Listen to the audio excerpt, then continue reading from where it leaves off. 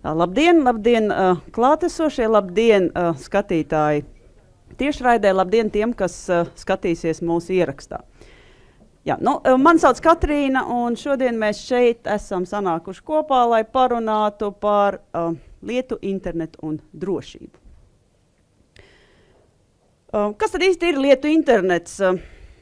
Jāatzīst, ka vienas tādas vienotas definīcijas nav. Katram lietu internets nozīmē kaut ko citu.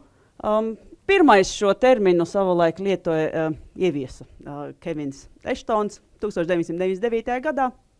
Tas bija tad, kad viņš stāstīja par RFID, Procter & Gamble loģistikas nodaļai. Un viņa tā doma bija tāda, ka būtu lieliski, ja datoriem būtu informācija par visām lietām, kas mums apkārt, un tādējādi viņi varētu šo informāciju apkopot un ļautu mums ērtāk kontrolēt visu, kas notiek apkārt. Jāsaka, ka nedaudz tas ir savādāk attīstījies, un šobrīd lietu internets ir tāda jaunu attīstības, kā pasaka, tādas jaunus soļus spēr. Un, jāsaka, nemaz nav tik vienkārši izrunāt 2 stundu ietvaros, kas mums ir doti. Nebūs nemaz tik vienkārši izrunāt visu par un ap internetu, vismaz sniegt kaut kādas padomas.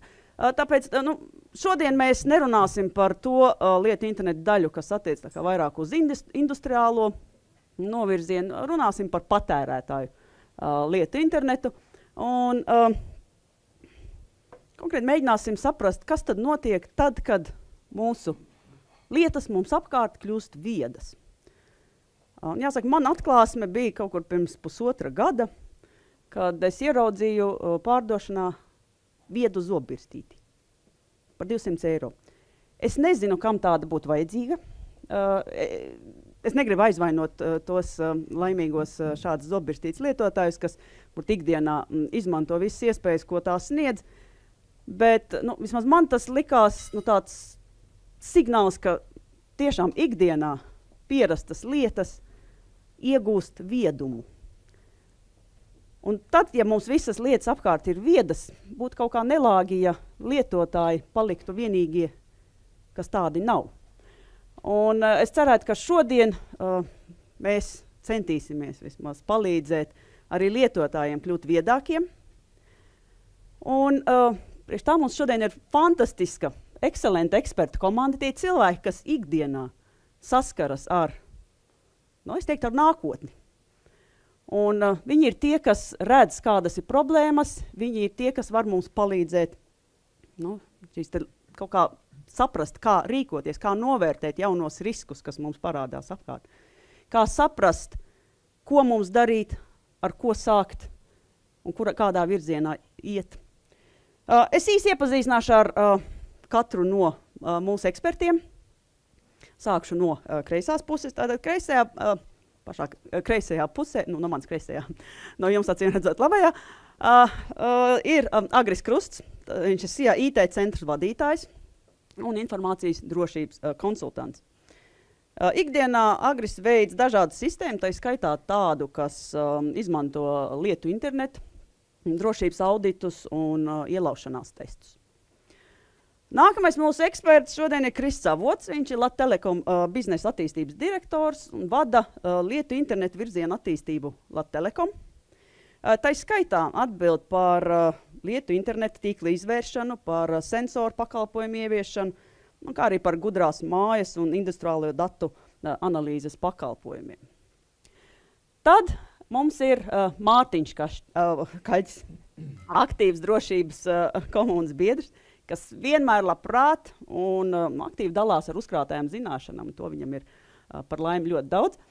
Latvijas mobilajā telefonā viņš vada struktūru vienību, kas strādā ar informācijas drošības, kiberdrošības un fiziskās drošības jomām. Nākamais mums ir Vāris Teivāns, IT drošības incidentu novēršanas institūcijas CERT-LV vadītāja vietnieks un CERT-LV incidentu analīzes tehniskās grupas vadītājs. Drošības eksperts ar ārkārtīgi plašu praktisku pieredzi. Un Mums ir arī Kirills Solovjovs, IT drošības pētnieks.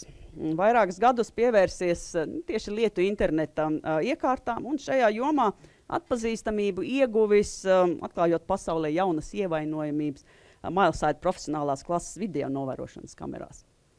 Nu, kā jūs saprotat, komanda ir. Vienreizē, ja jūs gribat uzdot jautājumus, droši to varat darīt. Ja jūs tāds jautājums neuzdosiet, tad to darīšu es. Ja, un, mums te diezgan pavērsti, tāpēc mēs tādā ņiprā tempā, lai nesasaltu. Un mēs noteikti negulēsim. Es ceru, ka arī skatītājiem neļausim iemigt. Tā, nu, sāksim ar Agri.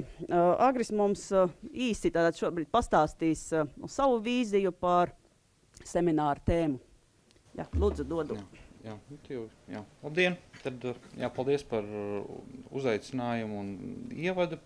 Tas, ko es mēģināšu sākumā ļoti īsti pastāstīt, tādu ievadu par lietu interneta drošību. Jūs minējāt sākumā, ka tas lietu interneta termins parādījās 99. gadā. Bet tas pats koncepts pieslēgt kaut kādas iekārtas datu pārraides tīklam, un gan jau, ka arī internetam ir daudz sanāks.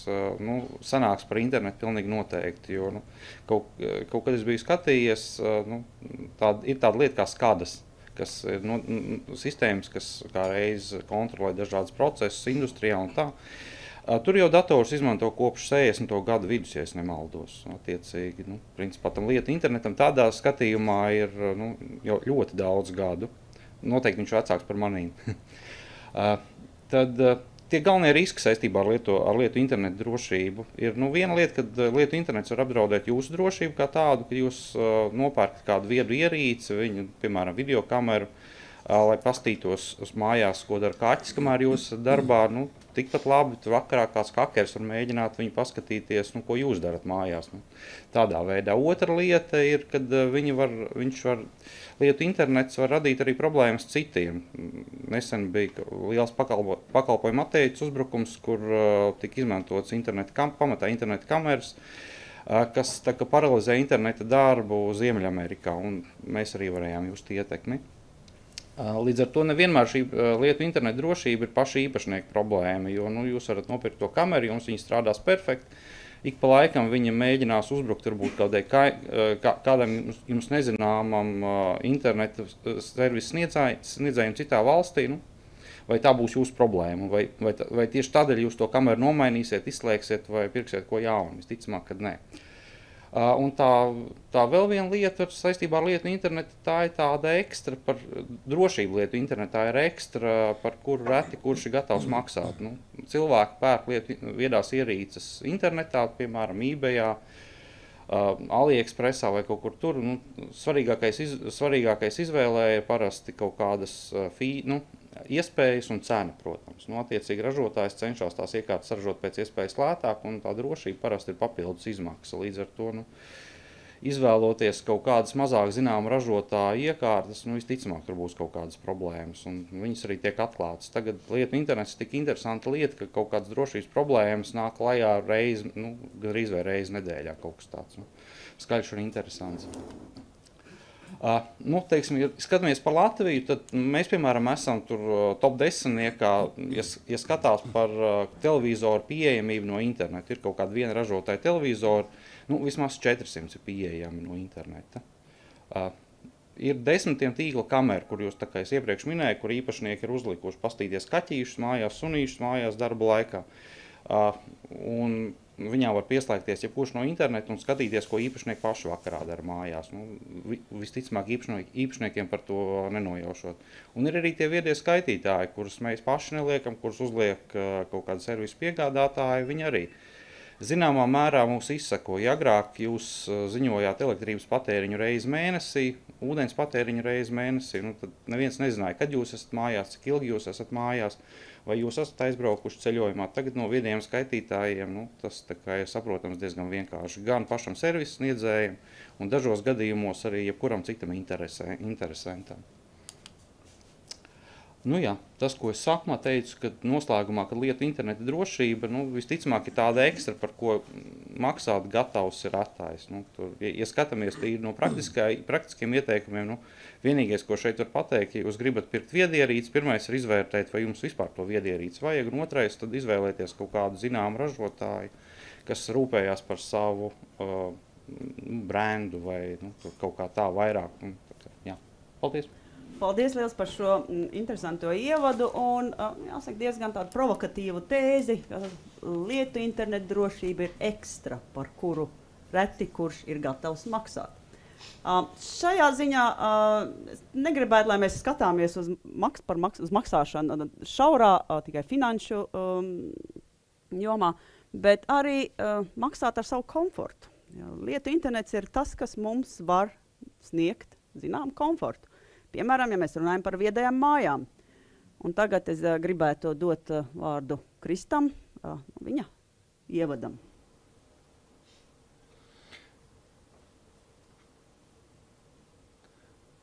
Tā, esam tikuši kārtībā ar slaidiem. Jā, labdien visiem, kas skatās. No savas puses es mēģināšu dot praktiskus ieteikumus, kā mazināt drošības riskus ar dažādām viedierīcēm vai lietu internetu ierīcēm, kas varbūt mājās un varbūt arī birojā un citur.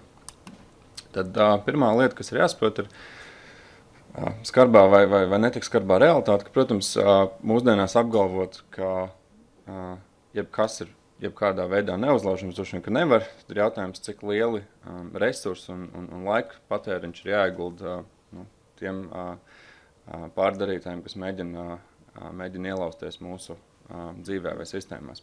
No otras puses ir iespējams veikt virkni preventīvu darbību, kas mazina riskus, ka kāds izsakos jūsu skaitītāju vai darīs citas lietas. Un tad, īsumā daži praktiski soļi, ko faktiski ik viens mājas lietotājs, kur īpašumā ir kāda viedierīce, var arī darīt. Pirmais lielais jautājums ir tad ierīču izvēle, kādas ierīces izvēlēties, un pirmais punkts, par ko ir vērts padomāt, kāda ir izvēlētās ierīces funkcionalitāte.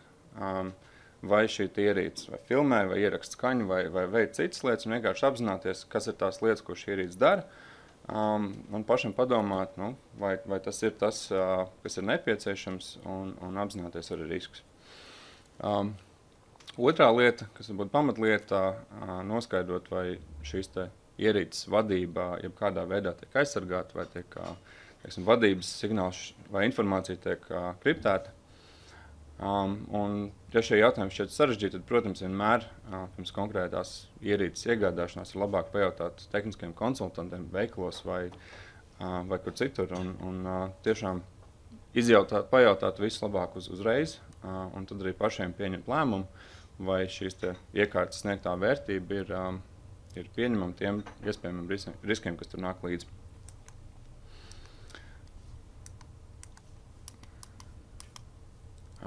Otrā tēma būtu ierīču pārvaldība. 3 lietas šeit būtu minams. Tad viena iespēja robežās šīs viedierīces lietot Ethernet tīklā iepšu ar cieto internetu kabeli. Kāpēc? Tāpēc, ka ir tīkla līmenī šāds internetu pieslēgums lielākoties ir labāk pasargāts nekā dažādas bezvadu tehnoloģijas. Otra lieta, kas ir diezgan elementāra lieta, bet, manuprāt, vēl joprojām iekrīt daudzi no mums lietojot arī mājās, pieslēdzot Wi-Fi rūteri. Tad Wi-Fi rūteriem un viedierīcēm lielākoties ir administratoru tiesības un paroli pēc noklusējuma ir admin, kas ir vairāk vai mazāk zināms visiem pasaulē. Tātad viena praktiska lieta būtu nomainīt noklusēto pieejas paroli jūsu iekārtai uz jūsu izvēlētu paroli un vismaz nodrošināties to, ka neviens vai jebkurš nevar uzminēt jūsu paroli, jo viņi ir noklusēti. Un trešā lieta, liela daļa viedierīču piedāvā arī pārvaldības opciju, ka šī ierīce var tikt kontrolēta no konkrētas IP adreses, jeb konkrētas atrašanās vietas. Kas savukārt nozīmē, ka jūs jau uzliekat vēl vienu papildus drošības slāni, ka konkrētā ierīce viņa ir paredzēta vadībai no konkrētas IP adreses. Trešā lieta par pašu lietošanu. Viena opcija, ko vēl var apsvērt, ir lietot uzticams mākoņu servisus, kas vispār izslēdz tiešā veidā ierīču vadību. No pašam ir, teiksim, dažādi risinājumi, piemēram, mākoņu pakalpojumu nodrošināšanai ar fizisku serveru savās mājās, un tur līdz nāk arī mākoņu servisu no jums. Šajā gadījumā šķiet, ka pēc atsauksmēm vai pēc speciālas rekomendācijām konkrētais mākoņu servis ir uzticams, tad arī tādu var izmantot un šajā gadījumā izvēlēties ierīces, kuras tiešā veidā vispār nav kontrolējams. Vēl viena lieta, protams, kas ir būtiska, iespējot ierīču atjauninājumus, jo tikko kā publiski parādās dažādas ievainojamības vai vīrus, tad prominentāk ierīču ražotāji arī uzreiz izlaiž atjauninājumus. Un, protams, ja šie atjauninājumi nav iespējot, tad jūs paliekat ievainojams pret publiski zināmām kaitēm. Un trešā mazā lieta ir ikdienā sadzīves vajadzībām neizmantot viedierīces administratoru režīmā, bet kā lietotāja režīmā, tāpat kā, teiksim, mājas datoru arī var izveidot gan administratīvo kontu un vienkāršo lietošanas kontu, kuram nav uzreiz administratoru tiesības, lai veiktu kaut kādas manipulācijas.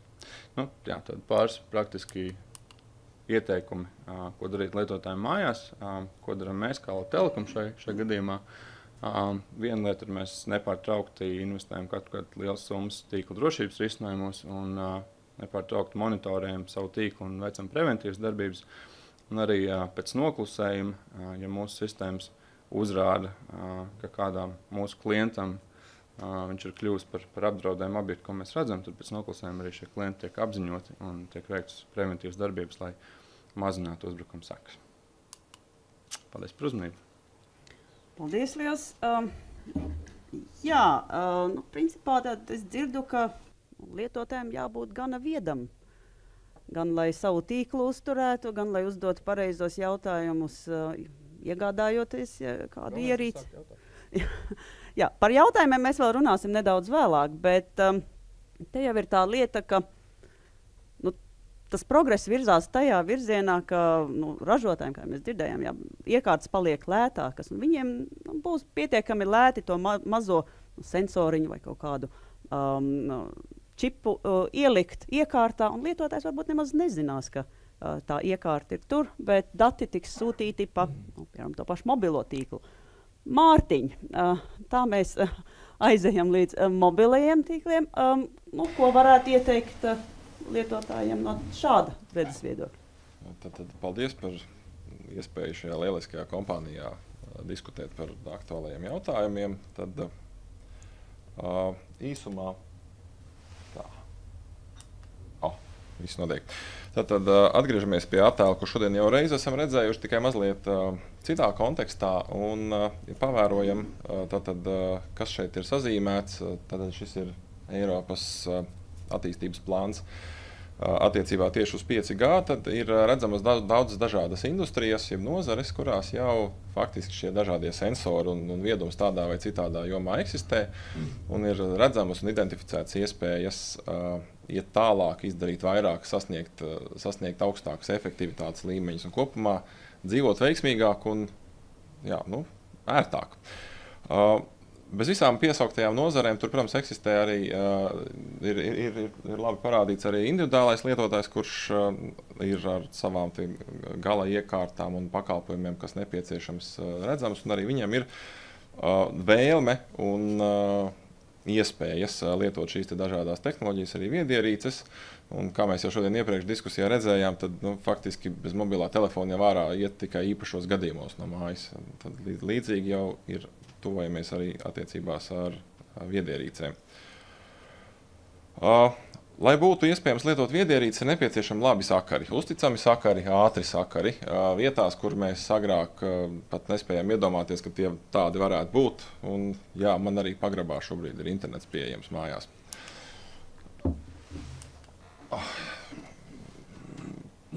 Lūstoši nonākam tātad pie 5G. 5G ir faktiski kā viena no atbildēm uz nepieciešamībām, kādas rodās no tieši jauno viedierīču un dažādo jauno tehnoloģiju pielietošanas iespējām, kurām ir nepieciešams nodrošināt arī sakars, jo faktiski bez sakariem šīs viedierīces zaudē būtisku daļu savu viedumu. Ar ko ir būtisks mobilā tehnoloģija, saukta par 5G, tad būtiskākās atšķirības ir fantastiski datu pārraides ātrumi. Mēs runājam par gigabitiem, 10 gigabitu sekundē. Tas ir ļoti labs reakcijas ātrums, zem 5 milisekundēm līdz pat 1 milisekundē, kas būtu praktiski salīdzināms ar automašīnas riteņu pretbloķēšanas sistēmas darbības ātrumu starp brīdi, kad ir pieņemts lēmums un faktisko izpildi uz ceļa. Un tāpat tiek aktīvi strādāts arī ar 5G attīstību drošības virzienā, jo faktiski tāda drošība un privātums ir identificēts kā viens no pamata vajadzībām šajā attīstības ceļā. Tā. Okay. Un parādās arī tāda tehnoloģija kā narrowband IoT, jeb šaurjoslas lietu interneta datu pārraides tehnoloģija. Raksturīga galvenokārt ar to, ka paredz ļoti plašas iespējas pieslēgt ļoti daudz dažādu ierīču. Faktiski katram sensoram varētu būt savs pieslēgums. Parādās nepieciešamība šo te datu pārraidi nodrošināt ilgstoši autonomi, nemainot baterijas. Tādēļ tehnoloģija attīstība paredz arī tādus scenārijus, ka ierīces spēj darboties ar vienu akumulātoru līdz pat 10 gadiem, kas ir ļoti fantastisks sasniegums, ja tas izdodas. Un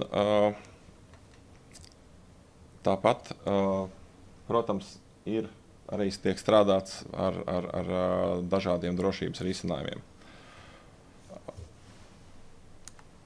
Es esmu pat tālu. Jā, tāpatās esam noslēguši sadarbības memorandu ar Rīgas Tehnisko universitāti un atvainojiet ar Nokia, un sadarbībā ar Rīgas Tehnisko universitāti strādājam arī pie 5G attīstības Latvijā, un jau šobrīd ir uzstādīta pirmā bāzes stacija, kura jau ir savietojama ar sagaidāmo 5G tehnoloģiju. Tā. Lietu internets. Mazliet vēstures Latvijā. Faktiski lietu internets eksistē, mobilajā tīklā lietu internets eksistē jau kopš laikiem, kad ir pieejams datu pārraides pakalpojums, jau 2G tīklā. Protams, tad šo ierīču bija samērā maz, un nākot ar vien jaunām tehnoloģijām, šo ierīču paliek aizvien vairāk un vairāk. Šobrīd jau faktiski mēs runājam par apmēram 1/4 miljonu robotiņu tīklā, un ir sagaidāms, ka šo ierīču paliks ar vien vairāk un vairāk. Turklāt šis ierīču popularitātes un faktiski skaita pieauguma ātrums arī laika gaitā tikai kāps, un daļēji tam arī faktiski 5G ir atbild uz šo te situāciju. Un kā tas ir. Nonākam pie jautājuma, kurš jau faktiski tika uzdots pirmajā prezentācijā. Par to, kā lietotājam neapmaldīties visās iespējās un tehnoloģijās un būt viedam, lietot šīs ierīces viedi. Un mūsu skatījumā tie ir daži būtiskākie soļi. Pirmām kārtām ir nepieciešams izvēlēties ierīces no ražotāja, kas patiešām rūpējas par ierīču un pakalpojumu drošību, ne tikai par šo ierīču cenu vai spēju piedāvāt tās pēc iespējas ātrāk.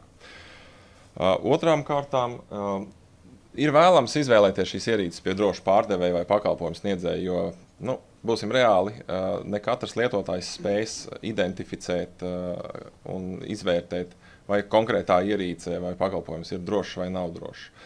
Un varu atklāt, nav noslēpums, ka mēs paši arī šīs te ierīces pirms piedāvāt saviem klientiem pārbaudām, izvērtējam potenciālos riskus, un, ja nepieciešams, veicam arī drošības pārbaudes, lai faktiski atvieglotu ikdienas dzīvi tehnoloģiju lietotājiem. Trešais būtiskais aspekts ir šīs ierīces, protams, ir jāpieslēdz pie droša sakaru tīkla. pie tāda, kurš tiek uzturēts un aizsargāts, kurš regulāri tiek uzraudzīts un faktiski, kur kāds jau fonā klusi nemanāmi, bet ir parūpējies, lai lietotājs būtu drošībā. Tas, kas neparādās šajā te attēlā, bet ir vērojams caur katru no šiem punktiem, ir arī tas viedais lietotājs. Viedajam lietotājam vajadzētu, manā skatījumā, galvenokārt veikt divas pamatdarbības. Pirmkārt, apzināties ne tikai potenciālās iespējas, bet arī tos faktiski pienākumus, kādus uzliek viņiem šīs ierīces viedums. Un otrām kārtām, viedajam lietotājam vajadzētu veikt tos pašus elementārākos drošības soļus, kā piemēram jau pieminētās noklusētās paroles nomainīt. Tas ļoti daudz dotu jau arī kopējās drošības situācijas uzlabošanā.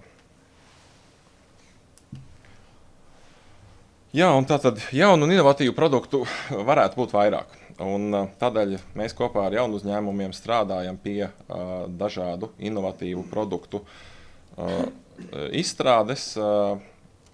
Tātad šajā izstrādē tiek izmantotas arī mūsu uzkrātās zināšanas dažādās jomās, tajā skaitā arī drošības jomā.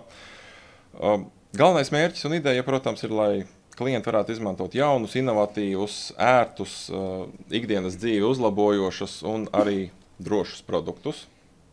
Un faktiski tātad arī uzticamus pakalpojumus. Paldies! Paldies, liels Mārtiņ. Pirms mēs virzāmies tālāk, es jau atkārtoti dzirdu, ka jāizvēlas prece no droša ražotāja.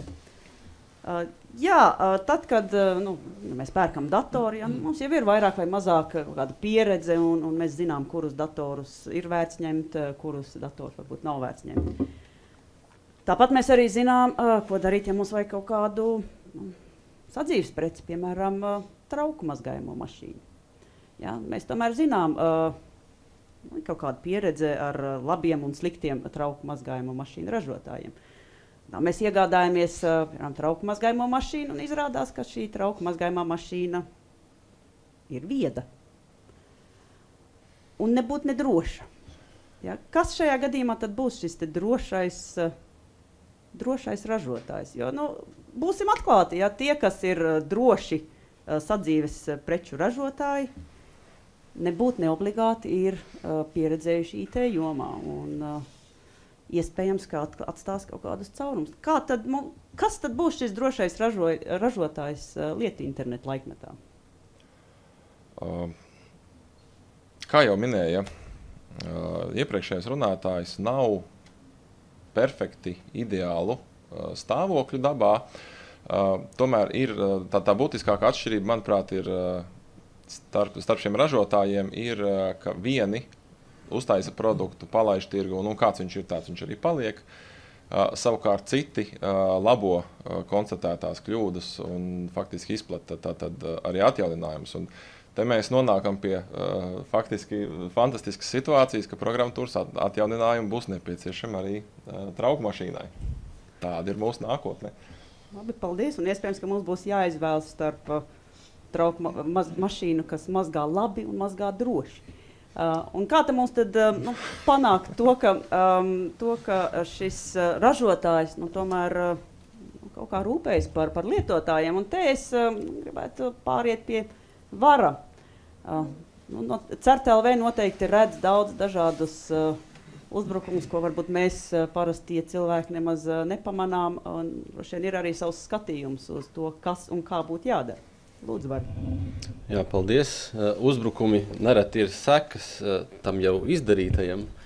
Un, tātad tā situācija arī, kas ne tikai Latvijā, bet globāli ir redzama, kad ir vieni, kas caurumo mūsu interneta ekosistēmu, un tie, kas caurumo, ir gan patērētāji, kas neatbilstoši, pieņemsim, instrukcijām, kuras cerams, kad ir šajos gadījumos lieto šīs ierīces, vai nedroši ir konfigurējuši, gan arī šādas ierīces izplata un uzstāda tie cilvēki, kurus mēs ikdienā uzskatām un saucam par ekspertiem.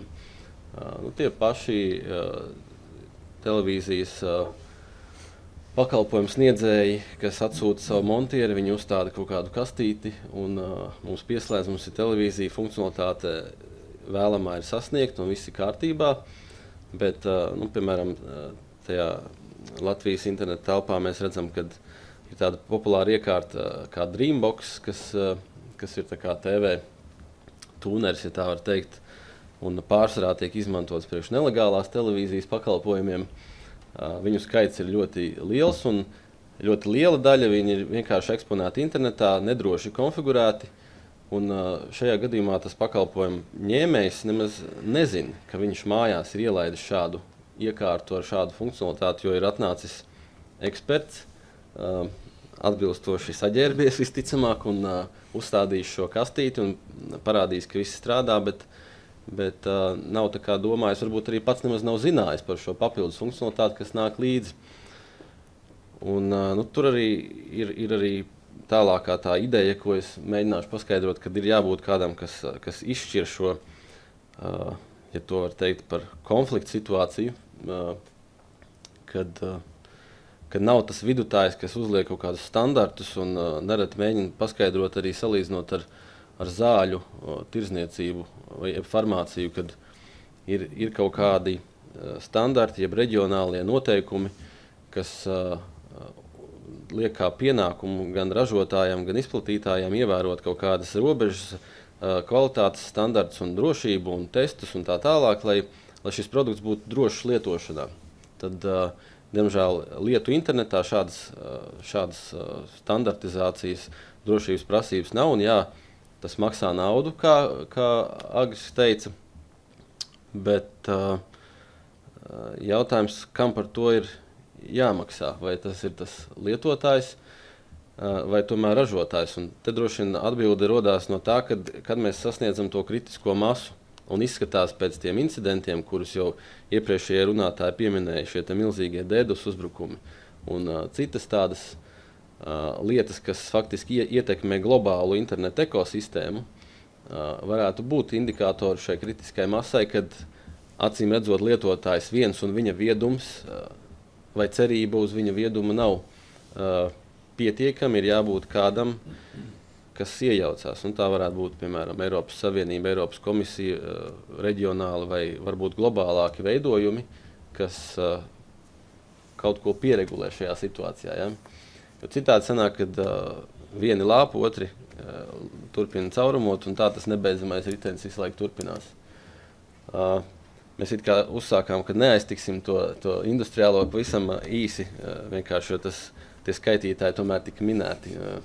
Tad arī šeit satraucošais ir tas, kad starp citu par trauku mazgājumu mašīnu, un šo tiešām tā atziņa ir korekta, kad tas, ka, pieņemsim, trauku mazgājumās mašīnas ražotājs vai varbūt automašīnas ražotājs tiešām ražo kvalitatīvas, drošas, pieņemsim, sadursmes gadījumā vai citos gadījumos automašīnas vai citus produktus, bet viņš līdz ar šo te globālo tirgu un pieprasījumu pēc šī te vieduma visur izdomā arī lekt tajā virpulī un piedāvāt kaut ko viedu vai nu šajā automašīnā, vai trauku mazgājumā mašīnā, vai citā savā produktā, un nezina šo telpu, nepārzina riskus, bet tā kā pieprasījums tirgū pēc tā ir, mēģina arī to piedāvāt. Un rezultāts ir, kā jau droši vien eksperti lielākā daļa zina par Jeep, piemēram,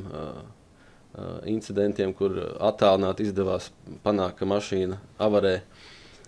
Un droši vien tas nav pēdējais gadījums. Tas pats attiecams uz industriālās kontrolas sistēmām, kur šī nauda, jeb finansiālais apgrozījums iespējams pat ir lielāks kā klasiski šīm te mazākajām IoT, jeb lietu interneta ierīcēm, jeb mūsu vietpulksteņiem, piemēram. Līdz ar to ir cerība, ka tur vajadzētu būt lielākai šai drošības apziņai, bet diemžēl ir gadījumi, kad arī tur nav. Un pietiek ar nullīti samainīt pret vieninieciņu, piemēram, datu plūsmā un vārds atverās. Ja? Tādi gadījumi iz dzīves ir redzēti. Un par šo te terminu drošas mājaslapas, drošs mākoņu pakalpojums, uzticams ražotājs. Man, piemēram, nav pašam īsti līdz galam skaidrs, kā lietotājiem parastam paskaidrot, kā izvērtēt, ja? Tad, kurš ir drošs, kurš ir uzticams, vai vadīties pēc tā brenda. Ja? Mēs pieminējām trauku mazgājumās mašīnas, nu tad mēs secinām, ka viņš ir drošs, tāpēc, kad 50 gadus ir bijušas superīgas trauku mazgājumās mašīnas, bet tagad ir cita komponentu, griežās varbūt uz Android operētāja sistēmas vēl klāt. Vai tas tagad ir tas pats ražotājs vai nē?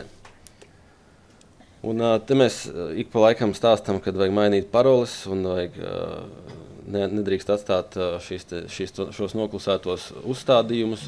Un noteikti, kad nereti ir arī līdzi instrukcijas mūsu maršrutētājiem, bezvadu piekļuves punktiem un citām viedierīcēm. Un te mēs arī faktiski iepriekš diskutējām par to, vai nebūtu arī šeit jābūt kaut kādiem nosacījumiem ražotājiem. Ja patiešām tā instrukcija, kā droši nokonfigurēt iekārtu, ir, bet viņi ir 165. lapas pusē, tad arī tas ir kaut kā jāizlabo, ka viņi ir, piemēram, 3. lapas pusē uzreiz, kad iekārta tiek ieslēgta un iespējota, tad ir jāiespējo arī šī drošība. Vai nu viņai jānāk līdzi no ražotāja, kas visticamāk sarežģīs lietotāju dzīvi, diemžēl. Bet šis ir tas slavenais Mirai koda fragments. Ja? Mirai, tiem, kas nezina, ir tas ļaunais uzbrukums, kas bija tā milzīgā DDoS rezultāts, ja? Un iesaistīja savā kā instrumentu šīs viedierīces, un lielākā daļa bija video novērošanas kameras, kas pieslēgtas internetam. Tad lūk, mēs redzam, ka visa tā ekscelence šim kodam ir tā, ka viņš zina vienkārši no ražotāja instrukcijām, kas pieejamas brīvi internetā, ka paroles noklusētās ir admin, root 1, 2, 3, 4, 5 un tā tālāk. Visa ekscelence, kas tajā kodā slēpjās. Ja. Nav tā, ka visi slikti un neviens ne par ko nedomā un laiž visu pašplūsmā. Protams, sākās diskusijas, labi, kad sākās varbūt vēlāk nekā nekad, bet tomēr ir, un gan Eiropas Savienībā, gan rietumos par šo problēmu ir uzsāktas sarunas un mēģina atrast risinājumus. Taču tāds akmens mūsu pašu visu interneta sabiedrības, ja tā mēs varam izteikties lauciņā, ir tas, ka mēs esam pēc vēlna slinki, ja, un šeit mēs redzam, ka ir tāds standarts, jeb labā prakse, kas nosaka, kā cīnīties ar DDoS uzbrukumu radīšanas iespēju. Ja? Tad UDP protokolam ir nianses, kad var diezgan vienkārši viltot šo avotu IP adresi, un tādā veidā arī realizējās visi šie milzīgie DDoS uzbrukumi, dēļ šīs protokola vājības savā dizainā, un jau 2000. gadā ir labā praksa publicēta, un miljoniem internetu pakalpojumu sniedzēju joprojām to nav ieviesuši. Tad šeit arī tas priekšlikums par tādu regulējumu, tad acīm redzot šo kritisko masu, kas ir sasniegta un rada jau katastrofālas sekas, un ar IoT mēs varam, es prognozētu, kad varētu sajust arī apdraudējumu cilvēku dzīvībai eventuāli dēļ uzbrukumiem vai nedrošām šādām ierīcēm. Un, piemēram, arī viedajās mājās tiek aizvērts kaut kāds apkurs vārsts un tvana gāze vairs neplūst tur, kur viņai jāplūst. Jā. Bet ar to es negribu pateikt, ka tas viss ir slikti, vienkārši ir jādomā, kā to pareizi implementēt. Tad tas ir rādītājs, ja, kad kavējamies ar savu viedumu bišķi par daudz. Jā. Paldies. Paldies, Vari. Jā, kavēties varbūt nevajag, un labi, ka mēs esam šo tēmu pacēluši un tagad sākam par to runāt. Un, noslēdzošais apkopojums. Kiril, lūdzu. Paldies, jā. Es tik daudz, kas pateikt šodien jau īpaši par ieteikumiem, kā pareizi rīkoties, un tāpēc es uz ieteikumu daļu paskatīšos no nedaudz citas puses, taču labprāt parunāšu arī par riskiem, par dažiem jautājumiem, ko sev vajadzētu uzdot, pirms jūs pērkat kādu viedierīci. Un paspekulēsim arī par nākotni. Es esmu noteikti aprindās pazīstams kā cilvēks, kurš labprātāk prezentē negatīvo scenāriju, bet tas ir labi. Es domāju, ka tā cilvēki ir vajadzīgi, lai mēs saņemtos un neieviestu vienu standartu 17 gadus, vai nevar? Jā. Tātad Īsumā tas, ko es daru ikdienā ārpus darba laika, lielāko daļu darba es veltu IT drošības pētniecībai. Es apskatos kaut kādu risinājumu, kaut kādu lietu, kaut ko varbūt netik ķermenisku, kas vienkārši ir programmatūras gabals, es papētu un sazinos bieži vien sadarbībā ar CERTu, dažreiz patiešo ar ražotāju. Bet mūsdienās tā situācija ir krasi mainījusies un IT drošības pētnieks var būt gandrīz katrs. Šeit, piemēram, bildē mēs redzam tādu lietu, ko sauc par Google dorkiem, kas klejo apkārt internetā jau kopš Google parādīšanās. Principā ap 20 gadus. Tātad jebkurš var ierakstīt kaut ko pavisam vienkārši Google meklētājā, un Google mums iedos kaut kādus interesantus datus, kas nevienmēr varbūt ir bijuši domāti kā pieejami. Bet mūsdienās tehnoloģijām arvien attīstoties parādās arī citi rīki, kas ļauj arvien jauniem cilvēkiem piekļūt papildus informācijai, piekļūt papildus iespējām papildus ierīcēm. Protams, ka tie rīki netiek izstrādāti ar mērķi, lai tagad katrs garām gājējs varētu vienkārši iegūt kaut kādu viņam nepiedarošu informāciju. Šos rīkus parasti izmanto IT drošības pētnieki. Šajā gadījumā es runāju, piemēram, par Shodan rīku. Viņiem pat viens no viņu sloganiem, jeb nosaukumiem marketinga ir The Search Engine for the Internet of Things. Tātad interneta lietu meklētājs. Un tur mēs varam ierakstīt, piemēram, kādu viedā televizoru ražotāju vai kādu apkurs katla ražotāju un apskatīties, kas tad internetā ir pieejams, ko tad mums ir jaukie iekārtas lietotāji ļāvuši izmantot un ļāvuši apskatīties. Līdz ar to jārēķinās, ka šādi rīki, viņi ir pieejami sabiedrībai. Līdz ar to situācija ir krasi mainījusies no tā, kāds bija tas stāvoklis, ko iepriekšējā runātāji arī pieminēja, kāds bija tas stāvoklis pašā sākumā, kad lietu internets tikai attīstījās. Pamat problēma, manuprāt, lietu internetā īstenībā ir problēma ekonomikas nozarē.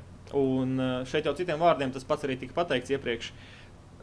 Tirgus, jeb tie pircēji potenciālie, kas mums ir tirgu, nepieprasa drošības komponenti produktos un pakalpojumos.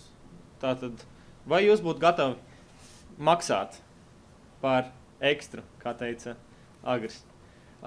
Manuprāt, nē, šeit man jāpievienojas viņam. Manuprāt, lielāka daļa nav gatava. Un kas no tā izriet ļoti vienkārši secinājums. Ja mums tirgu ir zems pieprasījums, tad arī ir redzams, ka piedāvātājiem nav interese audzēt šo savu piedāvājumu, pirms tam neparūpējoties par pieprasījumu. Bet pagaidām pieprasījums nav audzis, un lietotāji nevēlas šādu lietu kā internetu drošību. Tas ar laiku mainīsies.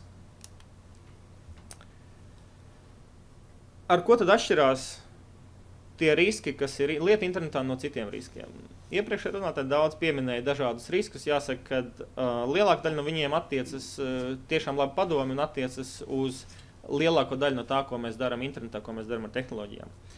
Bet lietu internetam ir divi būtiski aspekti, kas viņu atšķir no drošības ziņā, atšķir no cita veida iekārtām, kas pieslēgts internetam. Lietu internetam bieži vien netiek izlaisti drošības labojumi.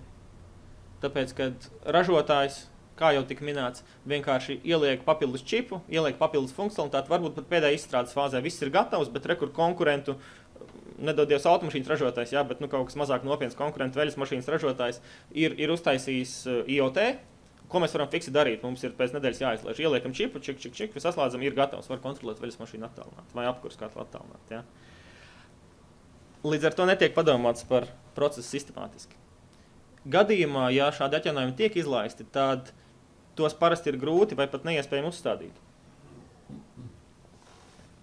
Es pieņemu, ka daļai no klātsošajiem, noteikti arī liela daļai no skatītājiem internetā, ir kāda viedā ierīce jau mājās. Ja tas ir kaut kas salīdzinoši digitāls, kā piemēram viedie palīgi vai vietas maršrutētājs, vietas televizors, tas ir viens stāsts. Bet ja mēs runājam par lietu internetu, kas ir pievienots kā papildus rīks, piemēram, sadzīves tehnikai, veļas mašīnai, mikroļu krāsnī, leduskapim vai automašīnai, tad kur ir tā poga, kas ir jāspiež, lai uzlikt atjaunājumu? Kurā vietā tas flašiņš ar atjaunājumu ir jāliek iekšā? Lietotājs lietām ir pārāk grūti to izdarīt, tāpēc šie atjauninājumi netiek uzstādīti. Un tā ir milzīga problēma, jo ievainojumības tiks atklātas jebkurā programmatūrā, jebkurā aparatūrā ar laiku. Otra būtiska atšķirība ir tā, ka lietotājs nesaskata tajā kastītē datoru. Tajā atkal veļas mašīnā, tajā trauka mazgājuma mašīnā, tajā kondicionierī. Tas taču nav dators. Tas nekas, kad viņam ir iespēja piespraust internetu vadu vai vēl labāk Wi-Fi. Mēs pat neredzam, ka tur kaut kas jāiesprauž, viņš vienkārši atrod tīklu, pieslēdzas un aiziet. Lietotājs to neuztver par datoru, tāpēc viņš nesasaista to nedaudzo informācijas daudzumu, kas viņam ir dots par IT drošību ar šo te kastīti, ko viņš ir nopircis.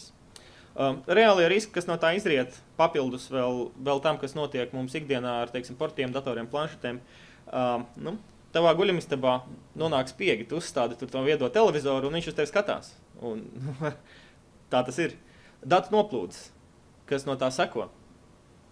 Kā arī, ja mēs runājam par kaut ko, kas mums katram ir, viedtelefonu, ja, tad uz viedtelefonu pastoties no IoT aspekta un viedtelefonu inficējot, mēs nonākam pie tāda sāpīga jautājuma, kurš šobrīd vēl pagaidām netiek daudz apspriests, tā ir autentikācijas nonivelēšana. Jeb, ja mēs izmantojam, kā arī prezentācijās iepriekšējos piegājienos šodien pa dienu tika rādīts, ja mēs izmantojam telefonu autentikācijai, ja, savas identitātes apliecināšanai, tad šādas te iekārtas kompromitēšana noved pie tā, ka tai autentifikācijai zūd ticamība zūd jēga. Protams, mēs varam strādāt pie tā, lai mazinātu šādus riskus, bet ir jārēķinās, ka šāds papildus risks parādās. Ja mums nav droši tā iekārta, kas apliecina, ka mēs esam mēs, tad varbūt mēs neesam mēs. Rekomendāciju vietā es vēlos piedāvāt plašus un vispārīgus jautājumus, kurus katrs potenciālais IoT lietotājs var apspriest pats ar sevi, ar savu ģimeni, sev pieejamā izpratnes līmenī. Tad, kad mēs nopērkam vai plānojam nopirkt kādu kasti, kādu jaunu iekārtu, tad jāpajautā sev šie 5 jautājumi. Vai tai kastei tiešām ir jābūt pieslēgtā internetam? Ja viņai ir jābūt pieslēgtā internetam, vai tiešām tai kastei jābūt aprīkotā ar videokameru vai mikrofonu? Varbūt jūs gribat viedo telefonu bez videokameras, varbūt jūs gribat viedo televizoru bez videokameras un bez mikrofona. Jā, funkcionalitāte būs stipri ierobežota, bet varbūt jums vajag tikai tur to 1 vai 2 funkcijas. Videokameru var aizlīmēt ar mikrofonu grūtāk. Bet mums Latvijā vienmēr ir bijuši daudz izpalīdzīgi cilvēki. Viņi noteikti mācēs to mikrofonu izlodēt, jums no tā televizora, protams, par papildus maksa. Līdz ar to privātums maksā naudu mūsdienās, pat šādā aspektā. Vai tai kastei, ko es esmu nopirkuši, tiešām ir jāuztic tik daudz privātā datu? Ja? Ja jums ir tas vied televizors, kas ir ar videokameru, mikrofonu un ir pieslēgts internetam, varbūt guļamistaba nav īstā vieta, kur viņu likt. Vai varbūt darba istaba nav īstā vieta, kur viņu likt. Galu galā, vai tev tiešām vajag to kasti? Vai tev vajag to otro televizoru? Vai dažiem varbūt pirmo televizoru? Piemēram, es pēdējos gadus tikai apspriežu, varbūt man vajag dzīvē iegādāties pirmo televizoru beidzot. Varbūt nevajag. Varbūt vajadzēja laicīgāk, kamēr bija pieejamas dumjās versijas televizoriem. Varbūt viedā versija nav tas, kas tev ir vajadzīgs. Tad noslēgumā par nākotni. Solītais pesimistiskais skats uz to, kā viss kļūs arvien sliktāk, ja vien mēs laicīgi kaut ko nedarīsim. Es ceru, ka diskusijā nonāksim pie tā, pēc tam arī kā tad un kas ir jādara. Ja šobrīd mums katrā mājā ir viedierīce, es dzirdēju pirms tam pusgadu atpakaļ vienā agra prezentācijā, viņš teica, ka katram mājās ir nosauc 5 vai 10 viedierīces, un es domāju, gan viņš mulda, bet nē, es saskaitīju, un man tiešām mājās ir tik daudz ierīces ar mikročipiem, tik daudz gudrās ierīces. Katrā dūmu detektorā man ir atsevišķi čips un tā tālāk. Jā, veļas mašīnā ir čips. Tas, ka viņas nav pieslēgts internetu pagaidām, tā ir mana iztapība, varbūt veiksme. Bet ar ko atšķirsies nākotnē no tagadnes ir tas, ka nevis tikai būs viedierīce katrā mājā, bet tas, ka katrā mājā būs viedie tīkli, ja šī ierīce tiks pieslēgta internetam, viena vai otra ierīce, vai varbūt visas ierīces. Tas rezultātā, ņemot vērā problēmu ar atjauninājumiem, novedīs to pie tā, ka mums būs mazāk veselu internetu dalībnieku. Līdz ar to internetā būs vairāk sliktu lietu. Mums būs vairāk inficētu šo te internetu iekārtu, un viņas nodarbosies ar ļaunām lietām. Un būs lielāka kapacitāte šiem te ļauniem cilvēkiem, uzbrucējiem. Tas var novest pie smagākiem drošības incidentiem. Tas, kā rāda pieredze dažādos citos aspektos, noved pie valsts regulējuma. Es ceru, ka starpvalsts regulējuma šajā gadījumā. Ja mēs apskatāmies, piemēram, tādu nepatīkamu tēmu kā terorisms vai šai kontekstā par šifrēšanu, tad mēs redzam, pēc katra lielāka incidenta mūsdienās tiek pacelts jautājums par to, kādas papildus ierobežojumus uzlikt cilvēkiem, kā nodrošināt šo drošību, papildus, ko mēs varam darīt ar šifrēšanu, kā mēs varam ierobežot šifrēšanu, lai teroristi to neizmanto. Un šeit tas seko tādam vienkāršam grafikam diezgan. Labajā pusē varat redzēt, tātad zaļā līnija, tā, kas ir augstāka. Tas ir jaunas tehnoloģijas popularitāte, jeb pielietošanas daudzums pasaulē, un otrā līnija, kas seko zemāka, rozā līnija šajā gadījumā, tas ir regulējums. Ja mēs apskatāmies arī uz droniem, piemēram, mēs redzam, ja bezpilotu lidaparātiem, ja mēs redzam incidentu skaits palielinās, popularitāte palielinās, notiek kaut kādas līkstas, un regulējums vienmēr seko vēlāk. Viņš nenāk uzreiz, un mums ir jāpaciešās, mums ir jāsagaida, kad nāks tas regulējums. Es tiešām uzskatu, ka kas ir nepieciešams. Tas nenāk bez savām problēmām. Inovācija tiks bremzēta neapšaubāmi, bet ir jāatrod balanss. Problēma ar regulējumu ir tā, ka regulējums mums paliek arī pēc tam, kad jau tehnoloģija varbūt nav tik aktuāla. Tā diemžēl ir. Kas notiks tālāk pēc regulējuma? Arī, kā parāda jau Vāra pieminētais piemērs, pēc tam parasti nonākam fāzē, kas ir nespēja nodrošināt kontroli. Regulējums ir, kā mēs to ieviesīsim, kā mēs panāksim, ka viss to regulēs. Un, tad cerams, ka beigās viss būs labi. Paldies jums! Paldies. Īpaši pesimistiski nebija, īpaši beigas, bet principā mēs esam diezgan dabīgi sadalījušies. Mēs tā kā šajā pusē sēdošie nerunājām par valsts iesaistīšanos. Varbūt ir kaut kas, ko jūs vēlētos piebilst un iebilst vai gluži otrādi piekrist. Agri.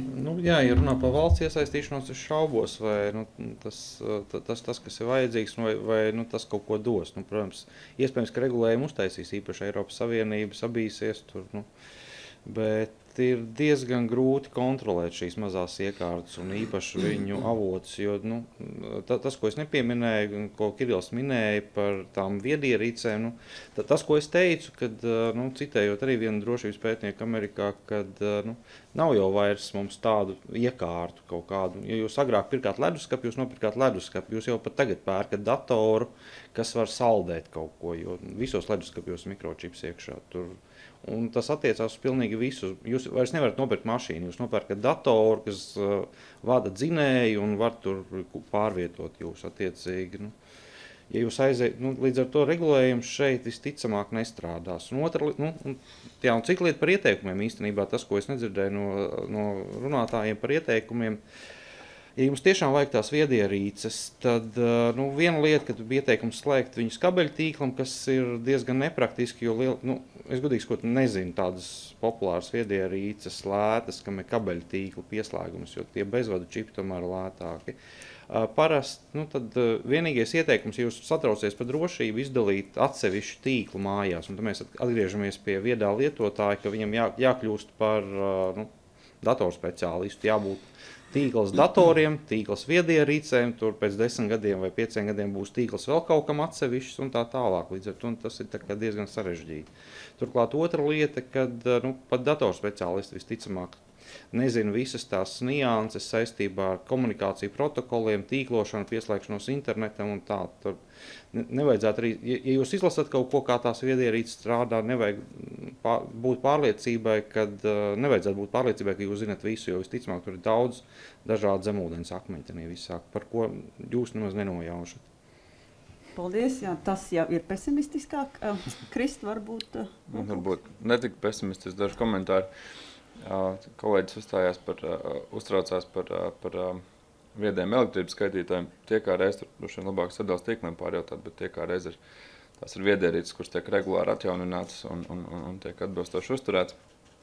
Man liekas arī jautājums par, ļauno darboņu pusē. Es pieļauju, ka arī strādā ekonomikas principi un var ieguldīt lielu laika resursu, bet, lai kaut kādas iekārtas uzlaustu, bet patiesībā ļoti daudzas no šobrīd lietu internetam pieslēgtajām iekārtām un sensoriem, viņas ir paredzētas ļoti nelieliem datu apjomiem. Un tu vari iespējams tur ar milzīgiem resursiem arī uzlauzt un uztaisīt botnetu. Bet, ja tev tā kopējā jauda ir ļoti, ļoti maza, tad tas būtu ārkārtīgi neiedzīgs botnets. Un tādā ziņā, lietas, kas mums ir apkārt, mobīlie telefoni, personālai datori, bieži vien nodod daudz lielāku gan personīgās informācijas daudzumu, jo tieši tāpat, kā mēs runājam par viedajām ierīcēm un kāda informācija no mums viņi ņem. Es domāju, ka diezgan daudz lietotāji nolādēt jaunu aplikāciju un spiežot spogu akceptēt, ātri izlaiž garām visu to privātās informācijas apjomu, kas tiek savākts. Tā kā, manuprāt, es droši vien nerunātu par viedierīcēm un lietu internetu kā kaut kādu tādu pilnīgi atsevišķu bubuli, kurš ir ārkārtīgi lielāks par visu pārējo, bet drīzāk tā ir daļa no interneta, kur pastāv tieši tādi paši riski un risinājumi, kā jau ir mums pazīstamākā interneta pasaulē, kas ir datori, kas ir telefoni un tā tālāk. Paldies. Un kā reiz par riskiem tagad parunāt. Tad mēs jau esam vairākas reizes pie tā pieskārušies. Tātad kā pareizi novērtēt riskus? Un viens no tiem riskiem bija risks mūsu privātumam. Ja kāds mums ielaužas, kāds noklausās, ko mēs runājam, darbistabā vai guļamistabā, arī var piekļūt kamerai un tā tālāk. Tad privātums. Viens no riskiem ir mūsu privātumam. Bet pietiekami daudz cilvēku, kas saka, man nav ko slēpt. Ko jūs tādiem varbūt atbildētu, ieteiktu? Tā nekad nesaka tie, kur ir cietuši no incidenta. bet jā, katram ir visticamāk kaut kas, ko slēpt, pat ja tagad viņam liekas, ka nav. Un ja viņam galīgi nebūtu, tad jau karstā dienā varētu pats arī bez drēbēm staigāties droši vien. Bet ir kaut kādas arī sabiedrības normas un tā tālāk, bet ja tiešām ir kāds, kas domā, ka viņam nav ko slēpt, tad jau citu kolēģi pieminētais šis moments, kad var izmantot resursus. Ja? Tad, pat ja personība kā tāda nav uzbrucējiem interesanta, tad viņa rīcībā esošais resurss ir interesants, lai izmantotu viņu tālāk. Un te neradot strīdu, bet tomēr par tām mazajām ierīcēm un viņu bubuļa potenciālu, man jāsaka, ka viņš ir tomēr, man liekas, diezgan liels, tāpēc, ka pirmkārt viņu ir stipri vairāk nekā, viņu būs stipri vairāk nekā datoru, viņas visticamāk lietos stipri vairāk IPv6 tīklu, kas šobrīd vēl nav nemaz tik populārs, un arī tur ir daudz drošības izaicinājumu, un par šo te arī bezvadu un 4G un 5G droši vien LMT pārstāvs varbūt var pateikt, cik liels ir datu apjoms šobrīd, ko izmanto klienti. Droši vien tie gigabiti. Datu apjoms ir liels, es no galas nenosaukšu precīzus skaitļus, kas ir būtiski apjoms auga.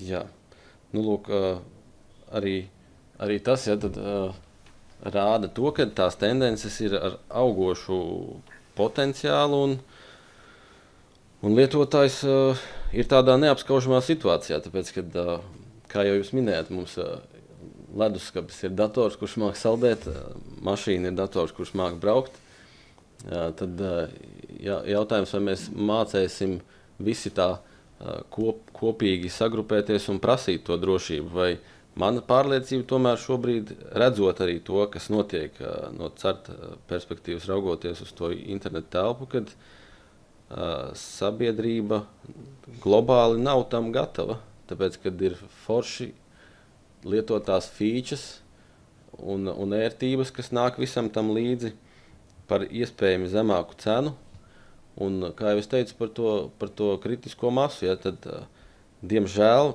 man šķiet, ka arī ar šo te lietu internetu ir jānotiek kaut kādam fiasko vai katastrofai, kas mudinās kaut ko mainīt, tieši kā Kirills minēja par droniem. Ne jau tāpat vien sāk regulēt, ja? Nevis tāpēc, ka pa daudz sāk lidināties pagalmos, bet tāpēc, ka tas apdraud aviāciju, tas apdraud privātumu, var slepenās vai, teiksim, ierobežotas kontrolas objektos kaut ko filmēt, nokontrolēt tuvu neiespējamam, tāpēc veidojās regulējumi. Un šeit, manuprāt, tad attiecīgi ir vai nu valstis vai starpvalstu kaut kādi lēmumi, kas palīdz sabiedrībai kļūt drošākai, ja viņa nespēja pati savākt to individu skaitu tik lielu, lai radītu izmaiņas. Tā kā Katrīna norādīja, ka es nebiju pietiekami pesimistisks, tad es pielikšu vienu darbu karotē visā IoT pasākumā papildinot Vari, kuram es varu pilnībā pievienoties un nedaudz oponējot Kristam. Varbūt video signāls ir video dati, ir dati, kas aizņem visvairāk vietas attiecībā pret to informācijas apjomu, ko mēs saņemam. Līdz ar to nevelti droši vien uzbrucēji bija izvēlējušies tieši video kameras kā savu lielāko spēlētāju šī uzbrukuma veikšanai. Ja? Un video kameras kļūst arvien populārākas. Es nezinu, kāpēc cilvēkiem tik ļoti patīk filmēt kaķus sev mājās, bet tā ir, un tas ir liels risks, un tas gadīsies arvien vairāk un arvien biežāk, diemžēl. Protams, parādās dažādi viedie sensori, ūdens sensori, siltuma sensori. Ja? Skaidrs, ka viņi ir tendēti drīzāk uz ilgtermiņa darbību, un viņiem tā jauda gan pašai iekārtai, gan datu apjoms pieejamais ir neliels. Un tie tiešām nevarētu būt interesanti šādi tipu uzbrucējiem. Tie savukārt varētu būt interesanti kaut kādiem cilvēkiem, kas varētu mēģināt viltot datus vai kaut ko tādu darīt, protams. Piekrist par to datu apjomu īstenībā. Jo tieši tas pakalpojumu atteicis uzbrukumos jau tās kameras neģenerē lielu datu apjomu. Tas pakalpojumu atteicis uzbrukums ir efektīvs, tāpēc, ka jūs ar mazu datu apjomu varat radīt lielas sekas.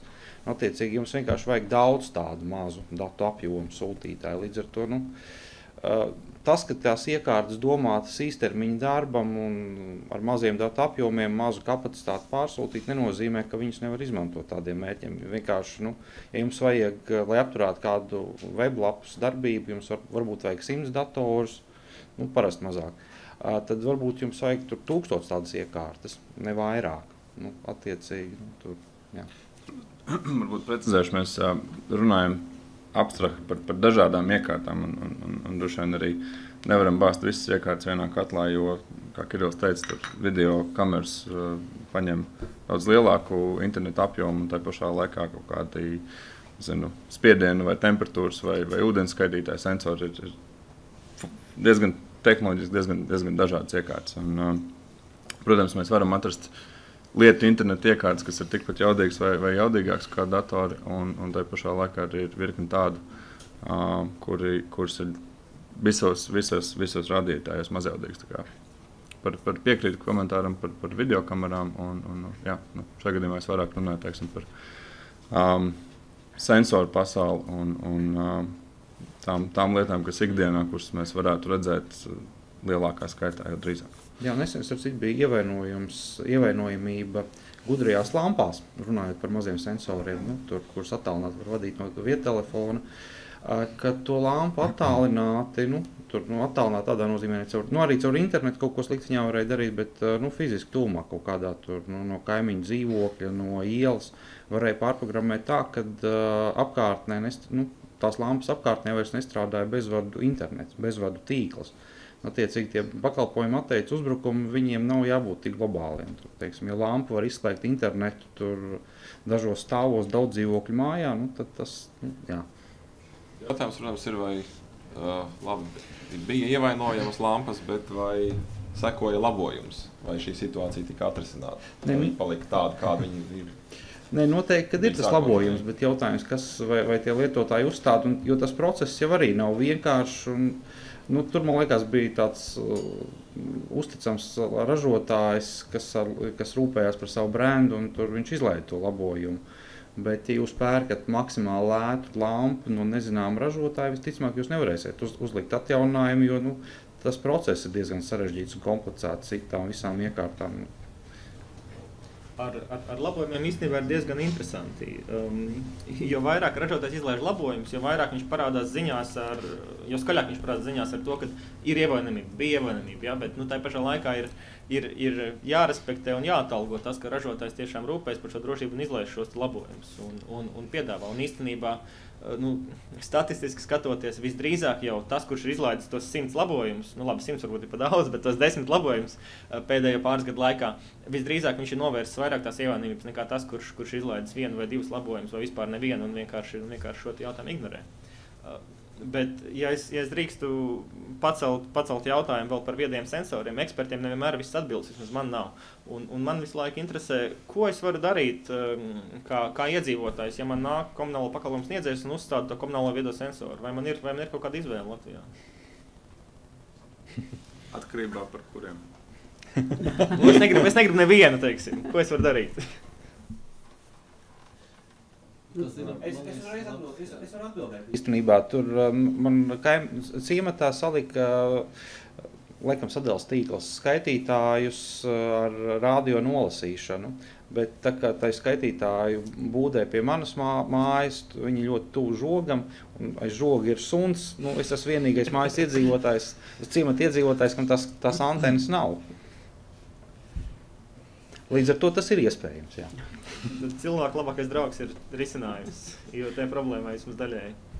Jautājums, arī katrs, teiksim, arī mēs runājam par komunālo saimniecību, šie viedie skaitītāji un sensori tiek ieviesti ar kaut kādu jēgu.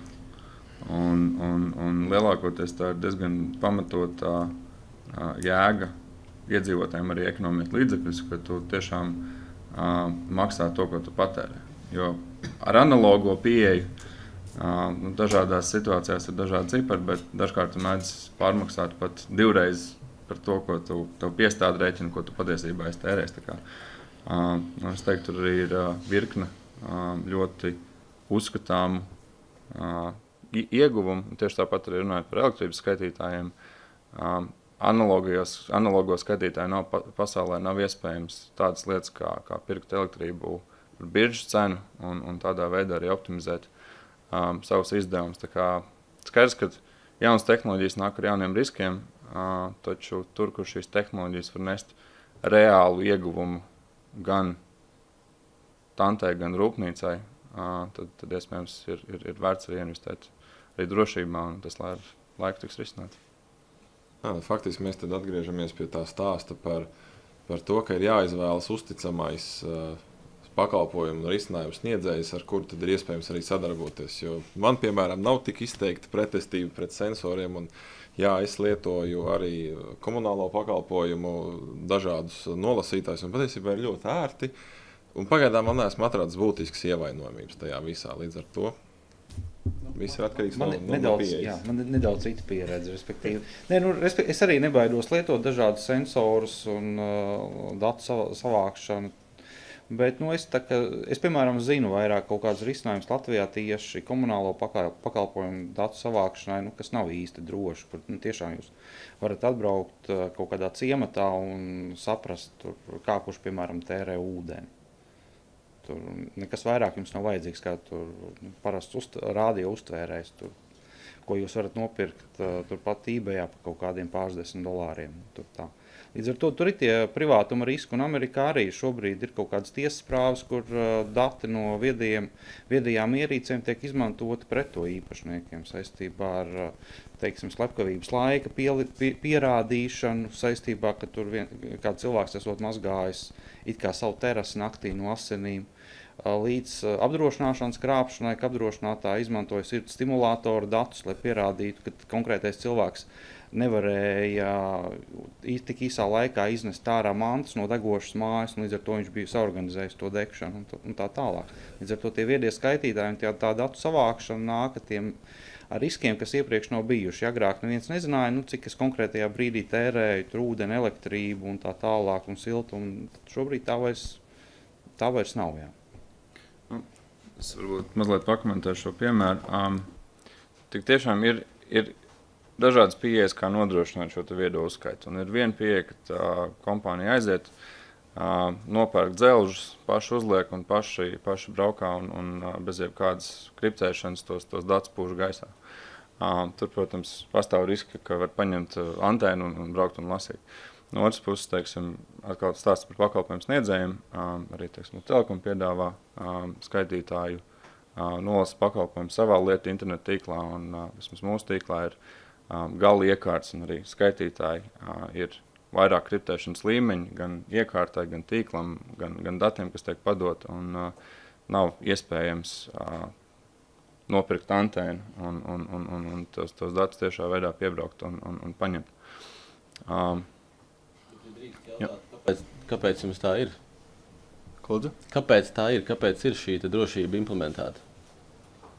Tas no mūsu puses, kā teiksim, operatoru pakalpojumu sniedzējiem, mums ir jāgarantē zināms kvalitātes prasības par to, ka preventīvi tiek Bet jūs paši esat izvirzījuši šīs kvalitātes prasības, lai respektablāk turētos tirgū? Es teiktu, no operatoru puses ir zinām industrijas standarti, jeb labā prakse par to, ka tu jau proaktīvi veids kaut kādas darbības, kas vienkārši sniedz kvalitātes un drošības garantijas klientam.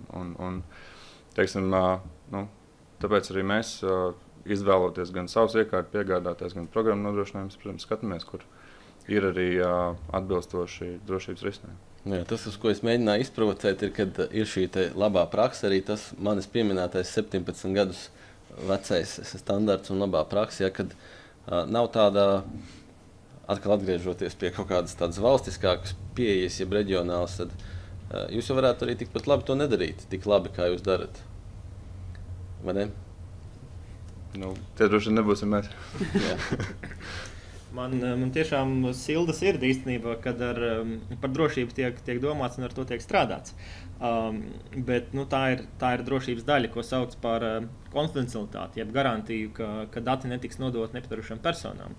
Un tas ir lieliski, bet var vēl paskatīties tādu konfidencialitātes apakškopu kā privātumu. Un šeit sabiedrība galīgi vēl nav gatava to pieprasīt. Drošība palēnām tiek pieprasīta, ražotāji un pakalpojumu sniedzēji arī acīm redzot piedāvā pēc savas iniciatīvas pat šādu lietu. Bet privātums ir kaut kas, ko visa sabiedrība kopumā vēl īsti nav gatava prasīt. Un savā ziņā tas droši vien saistīts ar komersantu interesēm pieslēgties vēl vienam hypam, ja vēl vienam trendam, tāpat kā lieta internets, tāpat big data, ja, lielie dati. Un principā tam, uz ko būtu jāvirzās nākotnē, tad, kad kāds komersants vai visu kopumā, teiksim, valsts ir sasniegusi šo pietiekamo drošības līmeni tehniski, ja, tad būtu jāskatās, kā minimizēt datu apjomu, kas tiek nodots tālāk uz augšu. Kā uztaisīt to iekārtu tā, lai visi dati paliek pie manis un uz augšu aiziet, teiksim, tikai rēķina summa. Tad pat tiek sareiķināts tas rēķins pie manis un tikai pēc mēneša uzzina to rēķinu pakalpojumu sniedzējs. Mēs runājam par komunāliem skaitītājiem, piemēram. Ja? Nevis tā, ka visi dati ir tur un mums jāpaļaujas uz to, ka pakalpojumu sniedzējs būs godīgs, kāda viņa lielākoties droši vien arī būs. Un ka mums jāpieņem šis papildus risks, ka tie dati būs pieejami vēl kaut kur, nevis tikai pie mums palielinot šo virsmu, pa kuru var uzbrukt. Man liekas, ka tas nevis ir, bet tas vēl būs nākotnē nākamā cīņa, ja, kad sabiedrība attieksies par šo privātumu jautājumu, ja tas notiks. Bet šis ir tāds ļoti interesants jautājums un gribētos nedaudz vairāk parunāt tieši šajā virzienā. Ja? Mēs jau runājām, ka iekārtas paliek lētākas. Mēs arī runājām, ka būtisks ir šis ekonomiskais aspekts. Tas nozīmē, ka iekārtai paliekot lētākai, ražotājs, pārdevējs, ja, viņam būs mazāks iespējas nopelnīt no šīs iekārtas. Ja. Kas nozīmē atkal savukārt, ka kaut kas cits, viņam jāmēģina nopelnīt uz kaut kā cita. Un šajā gadījumā tie varētu būt lietotāju dati. Lietotājiem tas ir jāsaprot, ka kaut kādā mirklī viņi paši kļūst par produktu. Un šie dati, ja, kādā veidā tad, varētu šos datus izmantot. Ja. Piemēram, pārdot kaut kādiem reklāmu devējiem, varbūt uzlabot savu iekārtu, ja, kaut kādā veidā balstoties uz to, kā lietotājs šīs iekārtas lieto. Te man atkal gribētos konkrētu piemēru no dzīves minēt, tās rotaļlietas, ja? Rotaļlietas, kuras sūtīja bērnu ierunātos tekstus tālāk, attiecīgi uz ražotāju serveri tika analizēti un tā tālāk. Un te mēs atkal varam nonākt līdz nākamajam jautājumam. Jā, mēs jau runājam par to, ka ir jādomā par to, lai šis mākoņu pakalpojums sniedzējs būtu drošs. Kā lietotājs var noteikt? tas ir drošs vai nav? Par to noteikšanu ir grūti pateikt, bet par praktiski neiespējami nekas nav 100% drošs. Visam ir savi riski un tā. Bet par to datu tirzniecību reiz var pateikt, ka tur nedaudz mums palīdz tas, ka mēs esam Eiropas Savienībā un kad ir pēc gandrīz jau gads palīdz līdz jaunajai datu aizsardzības regulē, ka viņi stāsies spēkā. Līdz ar to tā datu tirzniecība un peļņu uz datiem diez vai, ka tik vienkārši būs iespējama tādā veidā. Tas piemērs par tām bērnu rotaļlietām, tās drīzāk ir kaut kādas amerikāņu uzņēmumi, kur tas viss ir nedaudz vienkāršāk. Līdz ar to Eiropas Savienībā, vismaz attiecībā par skaitītājiem, tur ir cerība, ka būs nedaudz labāk tā situācija, kad nevarēs gluži pelnīt uz tādiem datiem. Tas arī pakalpojumu sniedzējiem dārgi izmaksās, ja viņš mēģinās kaut ko ne tā darīt. Savukārt par tiem lietotājiem, ka viņi nav gatavi maksāt par savu privātumu vai maksāt par drošību, tā visticamāk, ka nav. Ja viņš pērk to viedo ierīci vai lieto to viedo skaitītāju, viņš jau es domāju, ka tur lielākā daļa cilvēku uzskata, ka kāds par drošību padomājas. Un tāpat kāds ir padomājis par viņu privātumu, ka tas nav tā, ka viņš nav gatavs par to maksāt. Visticamāk, respektīvi, viņš maksāt par to nav gatavs, bet viņš uzskata, ka viņš par to ir maksājis. Savukārt ražotājs uzskata, ka viņam jāpiedāvā labāka cena vienkārši ir. Tā kaut kā. Līdz ar to es domāju, ka tur tā par to drošāko pakalpojumu sniedzēju arī. Zīmols, vienīgais veids īstenībā. Jāizvēlās kāds, kam ir svarīgs viņa zīmols, nevis tikai cena. Labi, paldies. Vēl kāds komentārs? Par pakalpojumu sniedzējiem no drošuma un datu, tātad, ja mēs atkal skatāmies uz tiem mākoņu pakalpojumiem par datu glabāšanu un izplatību, ir jau arī no valstiskas intereses, arī pēc visādiem šiem datu noplūdu skandāliem starptautiskiem. Eiropas Savienībā ir atsevišķas valsts, kuras strādājot ar tām pašām lielajām Amerikas kompānijām, pieprasa, ka viņu dati nedrīkst pamest Eiropas Savienības teritorijā. Un šīs kompānijas patiešām, lai nezaudētu šo klientu loku, it kā pakļaujās šīm prasībām. Bet tas, kas man personīgi nav skaidrs, vai ir kāds, kas to pārbauda, kad viņu mākonī šie dati neaizceļo ārpus Eiropas Savienības. Ja? Var to pārbaudīt hakeri, tad, kad viņi uzlauž, tad var redzēt, kur tie dati ir bijuši. Bet tas savā ziņā humors, bet man ir jāpiekrīt, tāpēc, kad es arī viena no manām pārliecībām, kad turpinoties tādā veidā, kā tas šobrīd notiek, hakeri gan labi motivēti, gan ar ļauniem nodomiem būs arī vieni no tiem, kas motivēs šo drošību uzlabot. Savukārt par to mākoni, es piemēram tur savai viedējai mājai, ja tā to varētu saukt, datus netur mākonī. Tiešais tā iemesla, kad mākonī visticamāk tur to risku ir pārāk daudz. Viņi stāv turpat pie manī mājās, nevis tur kaut kur tālu. Man nezināmā vietā. Tas tāds veids, jūs satraucaties par drošību. Savukārt, mākonis tas ir ērti, varbūt lēti, bet droši tas noteikti nav. Īpaši viedo skaitītāju datiem, kur būs problēmas to šifrēšanu mākonī. Man liekas, ka man arī ir ja tā drīkst arī par Kirillu pateikt, ka mēs tā kā neesam tie, kas mēģina mūs pieturēt pie tā akmens laikmeta un attīstībai nē. Ja? Bet tā galvenā doma ir, protams, visas šīs lietu interneta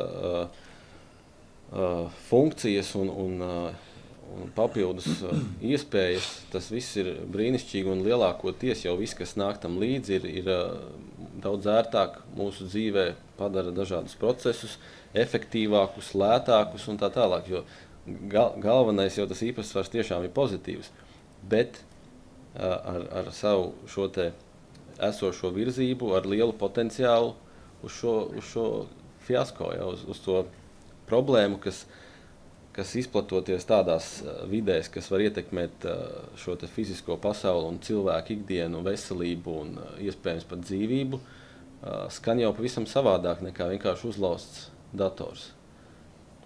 Tā ir tā ziņa. Ja mēs runājam par privātumu, es domāju, godīgākais veids šeit būtu ļaut cilvēkiem ieviest IoT, lietu internetu, atbilstoši pašiem saviem noteikumiem. Ja cilvēks grib, viņš ievieš sev to video kameru vai to viedo televizoru vai to viedo skaitītāju, ja negrib, neievieš. Lielas cerības es lieku uz lielu sabiedrības grupu, kas privātuma ziņā ir mani oponenti. Tie ir cilvēki zem 24 gadiem, ja, kas ir piedzimuši internetā. Un jau iepriekšējā panelī no mājas izskanēja tiešām, ka šie ir cilvēki, kuriem nav ko slēpt, un arī pēc incidentiem bieži var redzēt, ka viņiem tiešām nav ko slēpt, viņiem ir pilnīgi vienalga. Un es šobrīd ir par agru pateikt, vai tad, kad viņiem būs 30, 40 vai 50, vai viņiem tā attieksme mainīsies vai nē. Man ir aizdoms, ka nē. Ka tā arī paliks un tā jauna sabiedrība veidosies. Un līdz ar to liekot lielu cerību uz šo te paudzi, viņi arī ieviesīs visas tās jaunās tehnoloģijas, un viņiem tas būs pieņemami, un masas to pieņems. Jā, un iespējams, tad arī nebūs tādu skandālu, kad topošais politiķis ir kaut kur ar alus kausu un puspliku dibeni. Jā, tā būs obligāti prasība politiķiem.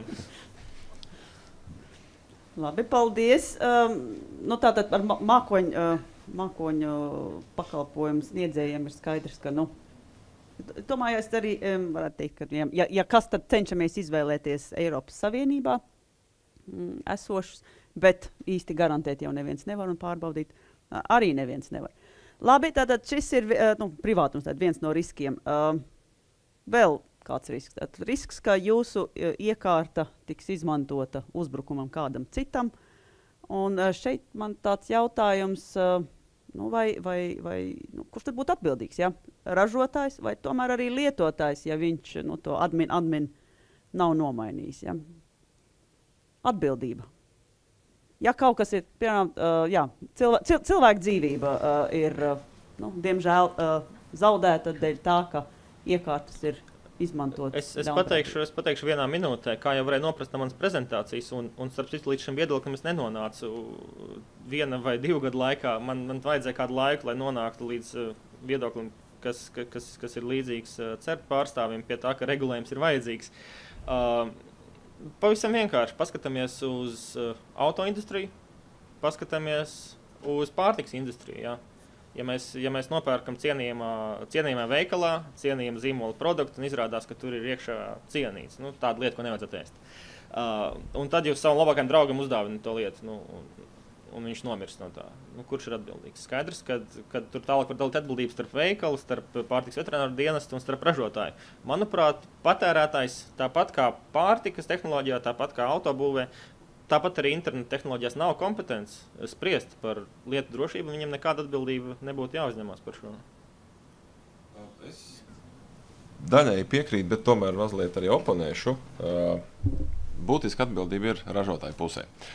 Ražotājiem jāuzstājas ir tomēr kvalitatīvs produkts, un, ja nepieciešams, tad ražotājiem būtu arī jāuzlabo šis produkts līdz tādam līmenim, kur viņš ir drošs un nav kaitīgs. Bet, kā mēs redzējām tajā pašā Mirai piemērā, ir tie elementārie soļi, kas tomēr būtu jāveic pretējā gadījumā, īsti neviens cits vairs nevar aizsargāt. Un, ja mēs atgriežamies pie piemēra par maizi, tad tikpat labi varētu paņemt un uzdāvināt vecu maizi. Un tad jautājums, kurš tagad ir atbildīgs? Ražotājs vai tas, kurš dāvināja? Dāvanas saņēmējs. Jā, lieliska replika no auditorijas. Tātad manā skatījumā tomēr atbildīgi ir visi šīs ekosistēmas dalībnieki, un katram ir šis savs atbildības gabaliņš. Paskatīties, piemēram, uz Ameriku īstenībā. Jo tā ir valsts, kur visiem patīk tiesāties, un tur ir liels risks, ka jūs iesūdzēs tiesā par jebko. Tur šobrīd ir vairākas tiesas prāvas, un ražotāji parasti cenšas, parasti par vainīgu tiek atzīts ražotājs, un viņi parasti cenšas vienoties ar cietušajiem ārpus tiesas prāvas. Tā ir bijis ar nedrošu rūteru ražotāju, kas ir diezgan populārs arī Latvijā, kas maksā kompensācijas konkrēto modeļu pircējiem vai to darīs. Ir kaut kādu pieaugušo rotaļlietu ražotājs, kas tikko ir izmaksājis kompensācijas visiem, kas nopirka tās pieaugušo rotaļlietas, jo noplūda privāti dati par to lietošanu. Jo, principā, jūs nopirkāt to mantiņu, bija baigi izdevīgi, jo tur dabūjāt daudz vairāk naudas nekā īpaši pieslēdzāt viņu internetam. Un tad, attiecīgi, es domāju, ka tā tur, jo visticamāk vainīgs būs tas, no kā būs iespējams paņemt visvairāk naudas. No tā gala lietotāja nevarēs neko paprasīt. Cik tur, viņi grūti iesūdzēt tiesā, viņu ir daudz. Savukārt ražotājs ir viens, un viņam parasti ir daudz naudas, un ir ko zaudēt, un attiecīgi no viņa arī prasīs to atbildību visticamāk. Tīri praktiski. Savukārt par to admin paroli, nav jau iespējams pierādīt, bija tā admin parola nomainīta vai tomēr tam robotam izdevās uzminēt to īpaši drošo lietotāju paroli. ASV tiešām tā kā Agris saka, visi iesūdz visus un tiešām visus.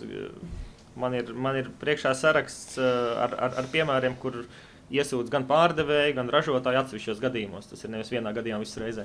Gan arī galu galā to gala lietotāji, kas to ievainojumu tur ir pamanījis. Tur tiek iesūdzēti tiešām viss pēc kārtas. Tas ir ASV savu pieeja. Bet par parolēm tomēr es gribētu prasīt to pienākumu no ražotāja. Cik grūti ir uztaisīt, ka tajā brīdī, kad to kastīti nopērk, pirms viņi palaižās, tur to paroli paprast nomaiņas. Un kamēr nenomaina, nestrādā. Tad var nest atpakaļ uz veikalu un dabūt atpakaļ naudu uzreiz. Ja? Vismaz tā. Ja nav nomainīta, tad nestrādā. Tā ir jāuztais. Tur tā lieta, kad to visu upurē ar ērtumu, tāpēc, kad ražotājs grib, lai šis lietotājs būtu apmierināts uzreiz, kad sliktākajā gadījumā viņam viena poga jānospiež ir. Un tad tas viss uzreiz strādā. Ja? Un, protams, ja to visu sarežģītu padarīt drošāk, tad būs zvanu atbalsta centram lielāka slodze un tā tālāk. Tā kā visam droši vien tiešām ir ekonomiski apsvērumi.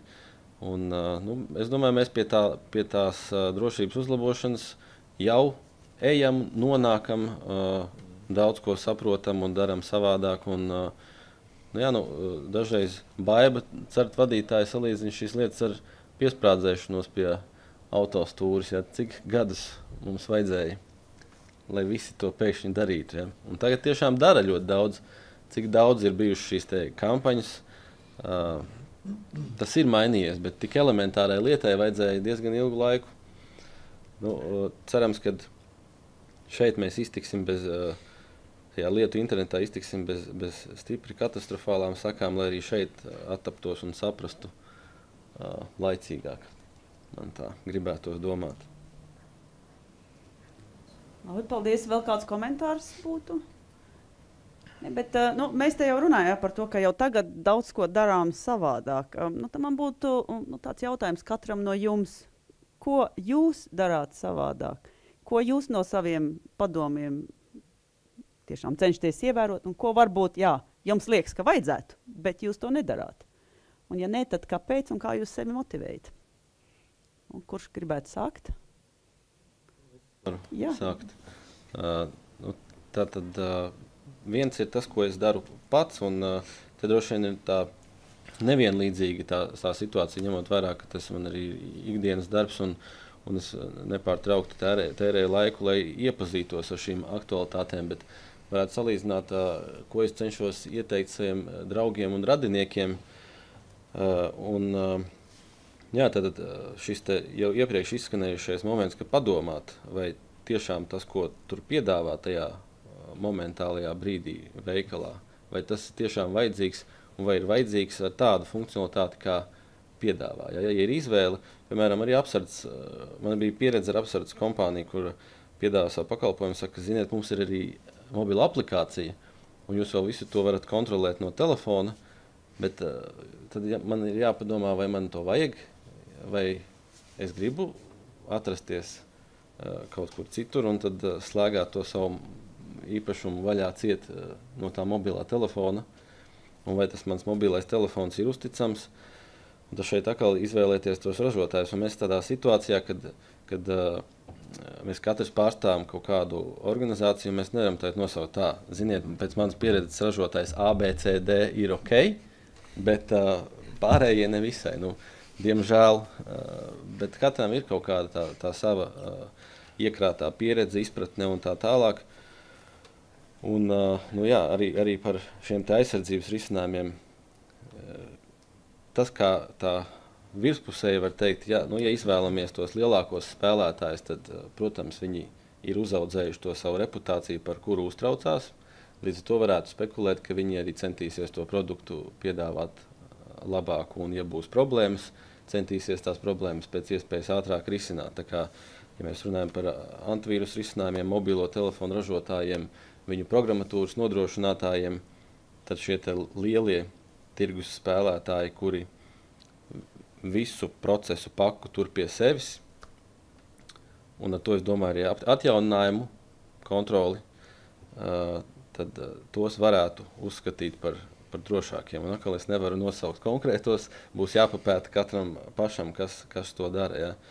Un tad ir atkal cita ražotāja daļa, kas gan ekonomisku apsvērumu dēļ, gan kaut kādu citu apsvērumu dēļ izmanto N trešās puses, lai nodrošinātu pakalpojumu.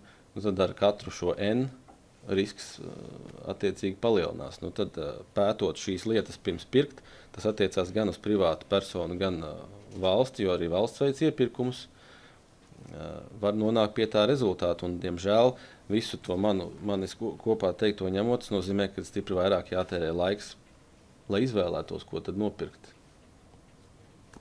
Tāds ir tas. Bet nu ir kaut kas tāds, ko pats nedara. Ja? Citiem iesaka, bet pats tomēr turpina darīt. Pats tomēr turpina darīt. Ērtības labad, citi iemesli. Nu jā.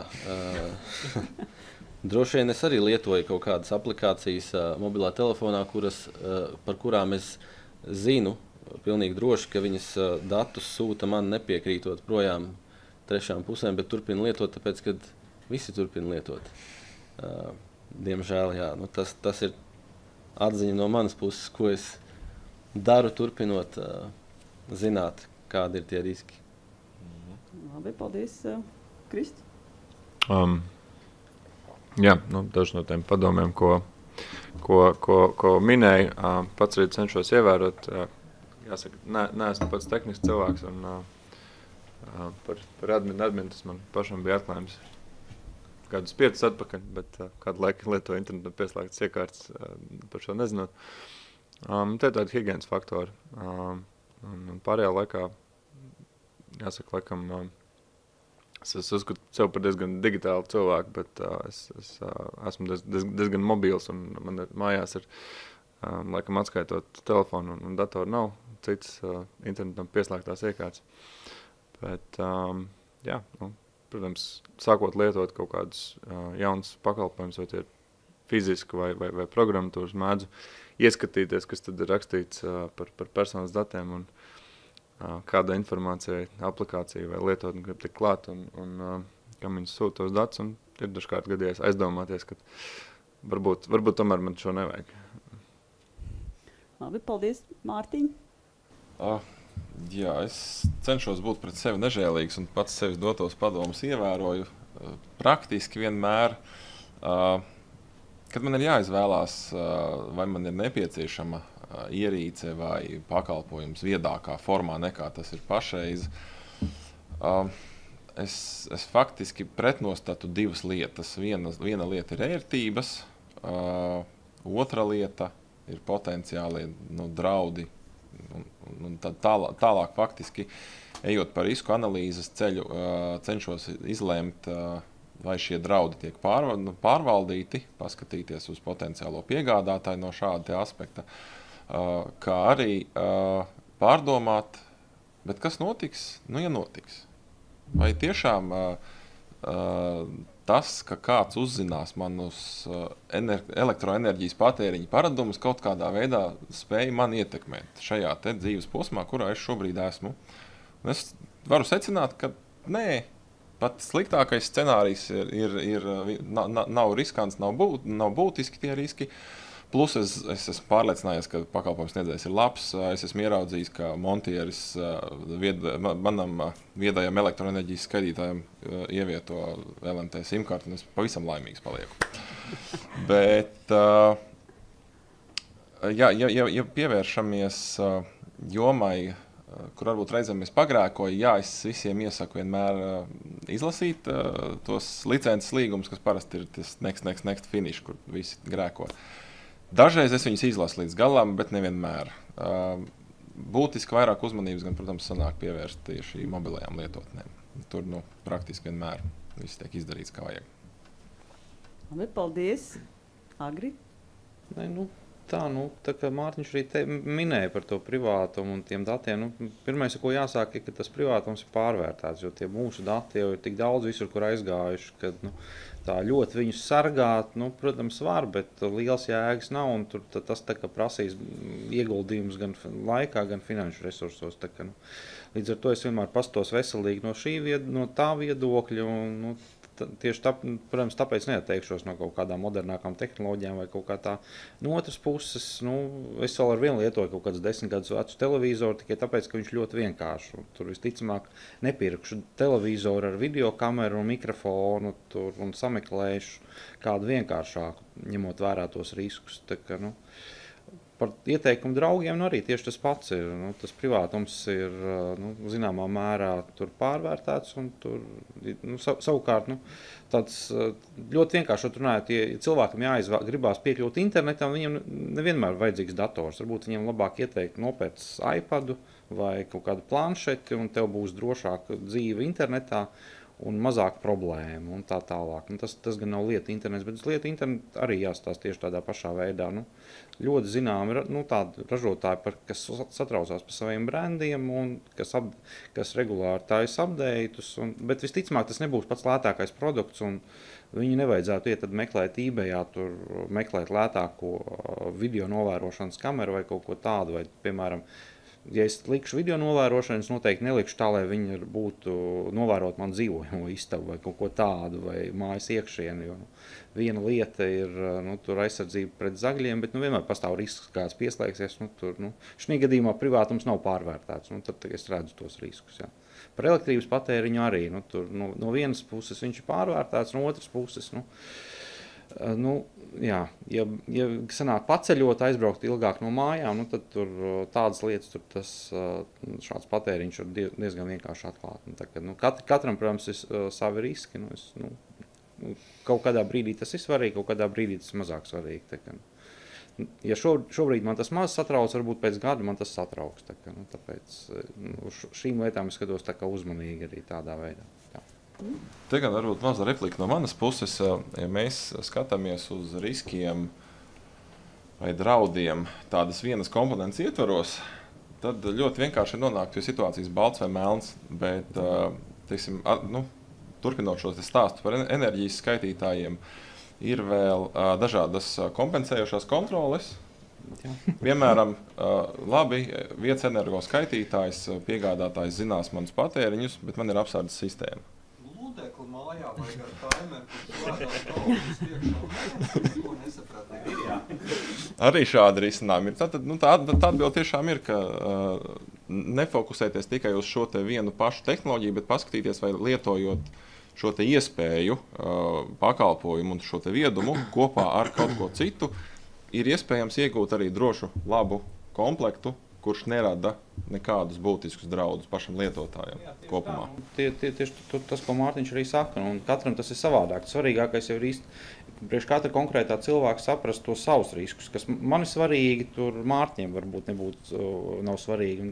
Katram tas ir savādāk. Man piemēram, nesatrauc tie ūdens vai elektrības patēriņa rādītāji personīgi, bet es pieņemu, ka ir cilvēki, kas to uzzinot, varētu satraukties, kad, līdz ar to ir svarīgi vismaz zināt kaut ko par tām sistēmām un tām tehnoloģijām, ar ko mēs saskaramies ikdienā. Diemžēl bez tā tur mūsdienās vairs nevar iztikt. Jā. Paldies, Kiril. No autors izskanēja joks par to, kā anonimizēt elektrības patēriņu ar gludekli, kurš slēdzas iekšā ārā. Es biju pilnīgi nopietni apsvērs šādu domu, ne ar gludekli, bet, tā sakot, radīt kaut kādu fonu patēriņu, ka viņš visu laiku ir vienāds. Un skaidrs, ka rēķins būtu lielāks. Un tas secinājums vienkārši privātums maksā, un tā ir bijis pēdējos 10, varbūt 20 gadus, varbūt visu dzīvi. Ja? Tā vienkārši ir, ja mēs nesaucot vārdā uzņēmumu, paskatāmies Latvijas lielākās pilsētas sabiedriskā pakalpojumu uzņēmumu, sabiedriskā transporta uzņēmumu. Tad, piemēram, viņi nodrošina iespēju pārvietoties, dabūt sabiedriskā transporta pakalpojumu pa lēto, upurējot kaut kādus savus datus, vai pa dārgo, neupurējot datus. Un salīdzinot konkrētas klases, piemēram, ja, nu, tad, kad es studēju, ja, tad es varēju izvēlēties, vai maksāt vienu cenu vai otru cenu. Tā starpība bija 7 reizes. Tad es varēju samaksāt 7 reizes vairāk un dabūt pilnīgi anonīmu pakalpojumu. Nu, tagad konkrētais uzņēmums ir salicis videokameras vēl visos, gandrīz visos. Tagad ir pavisam grūti. Tā ir lieta, ko es daru. Ja? Es maksāju par privātumu. Es visu savu dzīvi maksāju par privātumu, brīžiem pat pārmaksājot 7 reizes. Nu, ar to ir jārēķinās. Ja tiešām grib tādu līmeņu privātumu. Licences līgumu, kas te tika pieminēta, es esmu viens no tiem, kas viņus kārtīgi izlasa, bet atkal tur ir problēma. Nepietiks ar to, ka jūs kārtīgi izlasat to licences līgumu. Ko jūs tālāk darīsiet? Jūs spiežat accept vai deny, ja? Es pāris gados pamēģinu Google kontu uztaisīt. Es tā kā spiežu reģistrēties, izlasu to tekstu, nospiežu deny. Nesanāk. Nu labi. Mēģinu vēl pēc pāris gadiem, ja tas teksts būs labāks pamainījies. Bet ja es tomēr uzspiežu akceptību, apstiprināt, ja, nu tālāk jums jāsako izpildē. Jums jābūt gataviem iet uz tiesu, un tas ir milzīgs laika un resursu patēriņš. Nu, līdz ar to, ja jūs neesat gatavi to vest līdz galam, kāda jēga lasīt to licences līgumu? Nu, nelasiet, tad viņi, ko, ja pārkāps otra puse to licences līgumu, neko. Tās ir 2 lietas, ko es daru. Vēl trešā lieta, ko es daru, un ko es ņemot vērā, ka es pārstāvu privātu komersantu šeit, nevis valsts iestādi. Es varu ieteikt, konsultējoties ar juristu, apskatēties, kuriem no pakalpojumu sniedzējiem jūs varat piedāvāt viltotu vārdu. Pierakstīties kā Jānis Bērziņš vai cits Jānis vai Ilze vai vienalga. Ja? Noteiktos gadījumos īpaši attiecībos valsts un pašvaldību to nedrīkst darīt, un tas ir stingri aizliegts, bet vēlreiz konsultējieties ar savu juristu, apskatieties, lielākā daļa privāto komersantu, viņiem nav, viņi neko jums nevarēs izdarīt, ja jūs pierakstīsieties ar svešu vārdu. Līdz ar to, ja būs kaut kāda noplūde, tad jūs būsiet pasargāts. Un es īstenībā biju šādā veidā pasargāts, kad noplūda viena ēdināšanas uzņēmuma Latvijā dati. Tā kā es biju viņiem iesniedzis neīstus datus, tad man attiecīgi privātam apdraudējums no tā, kad viņi noplūda, šie klienta dati neradījās. Bet vēlreiz apskatiet uzmanīgi, vai tas nav likuma pārkāpums konkrētajā gadījumā. Noteikti nedodieties pēc jaunas pases ar svešu vārdu. Tad var dabūt bezmaksas ēdienu uz kādu laiku un dzīvesvietu.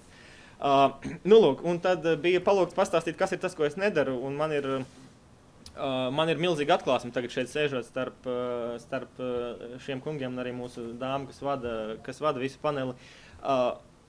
Es laikam neizvērtēju riskus. Es rekomendēju klientiem izvērtēt riskus. Skaidrs, ka viņiem ir jāvelta sava enerģija un savas finanses saprātīgā veidā uz to, kas ir viņu riski, bet es pats to nedaru, man jāatzīstas. Un es bliežu pa visu. Un laikam tas prasa pārāk lielu gan finanšu, gan laika patēriņu. Tas ir kaut kas, kas man jāpārdomā ir aprīļa gaitā, un tad uz aprīļa beigām varbūt jānonāk pie kaut kāda secinājuma, kad laikam ir jāizvērtē tie riski pirms rūpēties par privātumu un drošību tik lielā līmenī. Labi, paldies. Tā ir tāda ļoti, es domāju, vērtīga atziņa no šī paneļa. Mums vēl ir laiks, un te, kamēr jūs dalījāties savā pieredzē un savās daru un nedaru, es dzirdēju par to, ka tāda iespēja iegādāties šis te lietu interneta ierīces internetā, eBayā, ja, un ieteikumu to tomēr nedarīt. Ja, tas, protams, sasaucas ar to, ko mēs jau runājām, ja, izvēlēties drošu piegādātāju, drošu šo te pārdevēju, drošu ražotāju, bet jautājums man ir, ja mēs runājam par kaut kādu piemēram, Eiropas Savienības regulējumu. Ja, tas, ko mēs varam regulēt tās ierīces, kas ienāk tirgū, kas tiek pārdotas, bet mēs viņus varam joprojām iegādāties internetā. Ja, internetu jau neviens nav aizvēris un aizliedzis. Tātad jūsu ieteikumi lietotājiem. Atkal izvērtējot riskus, jā.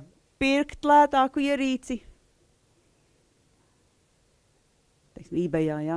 Vai tomēr padomāt un to nedarīt. Un ņemot vērā, ka tās pašas dārgās arī var būt nemaz ne tik ļoti droši. Jā, tu jau pateici, no manis šis te pusteikums, firmas nosaukums nav noslēpums, jo Manā pētniecības lapā ir pieejams apraksts, ja Milesite drošības kameras, viņiem lētākā kamera, video novērošanas kameras, sākās pie 250 eiro, tad 300 eiro, un tad jau gāja nopietnāk 5000 un uz augšu. Un ievainojums bija tieši tāda paša tipa, kādas mēs varētu atrast 5 eiro videokamerā no eBay. Tā kā tiešām, tas vien, kad ir augsta cena, neko nenozīmē. Jā, šai gadījumā pat varētu domāt, ka tā augstā cena bija tehnoloģiski, mehāniski.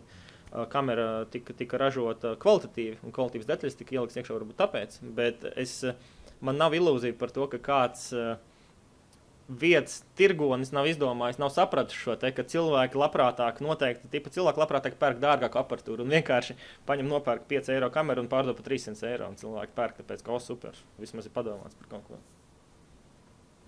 Jā, bet par to nopirkt lētāk, nevienmēr tas viss bāžams droši vien vienā maisā, un atkal tam visam ir tādi ekonomiski apsvērumi, un reģioni, piemēram, kas nav, varbūt, kas ir mazāk ekonomiski attīstīti, varbūt nekā Latvija vai vispār Eiropā, domā drīzāk par tādām lietām, kā nopirkt vairāk šīs lētās preces, un ir absolūti priecīgi par to, ka tāda iespēja šobrīd ir, nestoties uz to, ka varbūt šīs lētās preces nav tik drošas.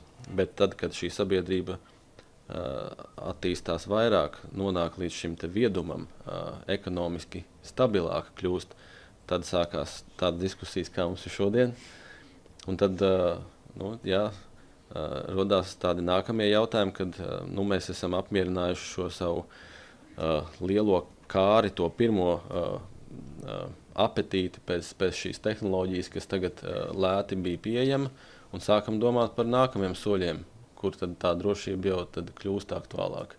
Tā kā droši vien, kad ir svarīgi, kad ir arī šādiem reģioniem, kur rocība ir mazāka, joprojām pieejamas tehnoloģijas, un kad acīm redzot, tur var kādu brīdi pagaidīt līdz tam dārgākām precēm, kas varbūt ir drošākas. Mārtiņ, jūtu, ka ir briest komentārs.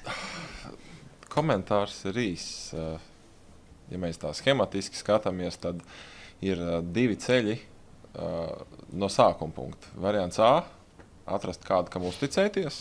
Tas varbūt tas pats drošais piegādātājs, kurš parūpējās par to, ko piedāvā saviem klientiem. Bet ja tomēr nē, tad ir otrs ceļš – pētīt. Nevis, gan jau būs labi, bet tiešām pārliecināties un lasīt, meklēt un vaicāt, nekautrēties uzdot jautājumus.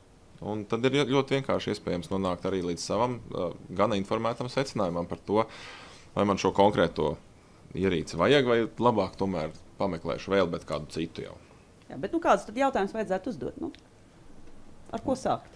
Droši vien, kad ir jautāt, nestoties uz to, ka brands ir atpazīstams, kur viņš ir ražots. Jo, piemēram, šīs preces, kurām pat ļoti sen zināmām kompānijām, kas ražo to pašu trauku mazgājumu mašīnu, viena tiek ražota Vācijā, kura viņa tika ražota no pirmsākumiem, un otra tiek ražota citur, kur kvalitāte atšķirās, bet brands ir tas pats. Tas ir viens būtisks jautājums. Nākamais nav jau viss jāizdara pašiem, un daudzas jau zināmas ievainojumības tiek atbilstoši publicētas. Attiecīgi ir pieejama informācija, ja ar konkrēto produktu jau ir konstatētas kādas problēmas. Līdz ar to pāris atslēgas vārds Google vai jebkurā jūsu citā mīļotajā interneta meklētājā. Jā, bet visticamākais šī informācija būtu angļu valodā? Protams. Jā. Un ko darīt tad tiem, kuri, diemžēl, bet vēl šo valodu nepārvalda? Es negribu būt tik optimistisks. Angļu valoda tā nebūs vienīgā problēma. Tā būs tehniska informācija. Un, jā, tas, diemžēl, papildus tam, kad visdrīzāk ar lielu varbūtību jūs dabūsiet pirkt ne 5 eiro versiju, bet 20 vai 30 vai 100 eiro versiju tai lietai, ko jūs gribat pirkt. Jūs vēl dabūsiet vai iztērēt milzīgu naudu par izglītību, vai arī samaksāt kādam, kas jūsu vietā varēs veikt to novērtējumu. Vai varbūt mēs sagaidīsim, ka pakalpojums sniedzēji Latvijā bez maksas piedāvās tie, kas ir interesēti tirgot preces, ka viņi piedāvās šādu lietu bez maksas un darīs to gan godīgi, ka cilvēki varēs vienkārši veikalā iegūt šo kvalificēto padomu. Bet šobrīd mēs esam tālu no tā, kad vidējā veikalā, elektroniskā preču veikalā ienākot, ka tas cilvēks ir par IT drošību iegūst kaut kādu izglītību. Jā, tas ir kā reiz viens no tiem jautājumiem, ja, ko Kristis minēja, ka uzdot jautājumus pārdevējam. Tad viens ir, ka tiešām ir, tam pircējiem ir jāzina, ko vaicāt, un otrs ir, ka pārdevējiem ir jāspēj atbildēt. Un, vai tas vienmēr tiešām arī tā būs? Ja ir zināms jautājums un nav atbildi atrodama uzreiz, tad vismaz ir skaidrs arī, teiksim, no pārdevēja puses, kas ir tie jautājumi, kas klientam rūp, un to atbildi var atrast un sagatavot. Svarīgi vienkārši sākt sarunu, un tad jau arī nonāks līdz atbildēm. Tā, labi, vai ir vēl kāds? Jā, es vēl varētu pieminēt, ka tas ražotājs un viņa zīmols jau bija, tā izvēles kritērijas ir vienkārši tāpēc, ka tas ir tā kā balstoties uz risku izvērtēšanu. Ja jūs negribat iedziļināties tādā problēmā, tas ir visvienkāršākais un drošākais veids, kad uzkraut tos riskus ražotāja zīmolam, kad viņš visticamāk negribēs savu zīmolu bojāt. Bet tas nenozīmē, ka, protams, nevar pirkt, ja jūs paši esat gatavi iedziļināties drošības jautājumos, jūs varat pirkt pašu lētāko ķīniešu izstrādājumu tur vai jebkādu tur un mēģināt saprast, kā viņu uzstādīt droši, pat ja viņš ir nedrošs un tā tālāk. Jo tas jau arī nav neiespējami tās nedrošās notestēt vai izolēt vai kaut kā tāda. Līdz ar to viss ir atkarīgs, cik daudz jūs gribat ieguldīt darba un naudas un laika tādā visā pasākumā. Tā kā tie ceļi ir daudz un dažādi. Var pirkt paši lētākos un pārāk nesatraukties. Un, ja jūs saprotat, ko jūs darat un saprotat tos visus riskus, kas ir apakšā un ko jūs gribat tur aizsargāt, ko jūs negribat aizsargāt. Tā kaut kā. Jā, paldies. Es jūtu, ka lietotājiem jābūt ne vienkārši viediem, jābūt superviediem, lai to visu paveiktu. Bet, labi, ja mēs, piemēram, es gribu uztaisīt vieda māju, un aprīkot ar visādiem sensoriem. Taču ir daudzi punkti, kuros man ir jādomā par drošību. Teiksim, kas būtu tie centrālie punkti? Visticamāk, šobrīd, ja tā skatās, ja jūs pilnīgi negribat iedziļināties drošības tēmā, ar viedajām mājām būs problēmas. Zinot tos komunikāciju protokols un kā viņi darbojās, tur visticamāk nebūs tā, ka jūs vienkārši viņus uzliksiet, pat ja viņi tās mazās ierīces izmanto šifrēšanu, vēl tur kaut ko, tā šifrēšana viņām parasti ir tāda ļoti nosacīta, tā ar viedajām mājām iespējams, ka vēl ir pāris gadus par āgru nodarboties. Tā kā tur, ja jūs negribat neko zināt par tām drošības lietām un iedziļināties tādās lietās, tā es to skatos. Protams, nav diezko populārs viedoklis saistībā ar tiem, kas ievieš tās viedās mājas. Man pašam ir tur kaut kādas sensoru dati, kas vāc elektrības patēriņus un siltuma patēriņus, tādas lietas, bet es pats tā, ka to esmu taisījis un es saprotu tos riskus, ko es riskēju un kas notiek. Bet es arī esmu pētījis tās tehnoloģijas, kas ir apakšā un kādas pieejams. Šobrīd es īsti neredzu tādu ļoti drošu risinājumu. Paldies, Krist. Es tā saprotu, ka no Latvijas Telekom varētu būt cits viedoklis, ja jūs jau tā aktīvi cenšaties šīs viedās mājas popularizēt. Ja godīgi, man liekas, stāsts par viedajām mājām, es būtu aizņemšos Kirila frāzi, tas ir stāsts par ekonomiku mazliet. No Telekom puses mēs faktiski šobrīd diezgan lielā mērā fokusējamies uz biznesa segmentu un dažādu biznesa procesu optimizēšanu, izmantojot lietu internetu tehnoloģijas, bet tas viedās mājas tirgus gan Latvijā, gan pasaulē, viņš tomēr tā lielāka izaugsme viņam vēl ir priekšā. Un tas pieprasījums arī Latvijā kopumā skatoties, viņš nav sevišķi liels. Un tur ir vairāk aspektu, un viens no tiem ir tieši kādu gala vērtību šie risinājumi pienes lietotājiem. Lielāka vērtība, kas, protams, nākotnē būs varbūt lielāka izaicinājuma, bet lielāku vērtību mājas kontekstā radīsies tad, ja dažādas iekārtas ne tikai vāks datus, bet aktīvāk prognozēs, kas tavā mājā notiks un arī pieņems paši kaut kādas lēmumus. Tad tas, teiksim, reāli varētu mūsu ikdienu mainīt, un tad būs arī jābūt atbilstošiem drošības risinājumiem. Bet līdz tam droši vien pāris gadi jāpagaida. Labi, paldies. Es jūtu, ka mums vismaz 2 gadus vēl būs par ko runāt, droši vien. Vēl arī pēc tiem 2 gadiem. Nu, tad īsumā apkopojot to, ko mēs šodien izrunājam. Tad pirmais, acīm redzot, tomēr šie riski ir jāizvērtē un ir jāpieņem lēmums.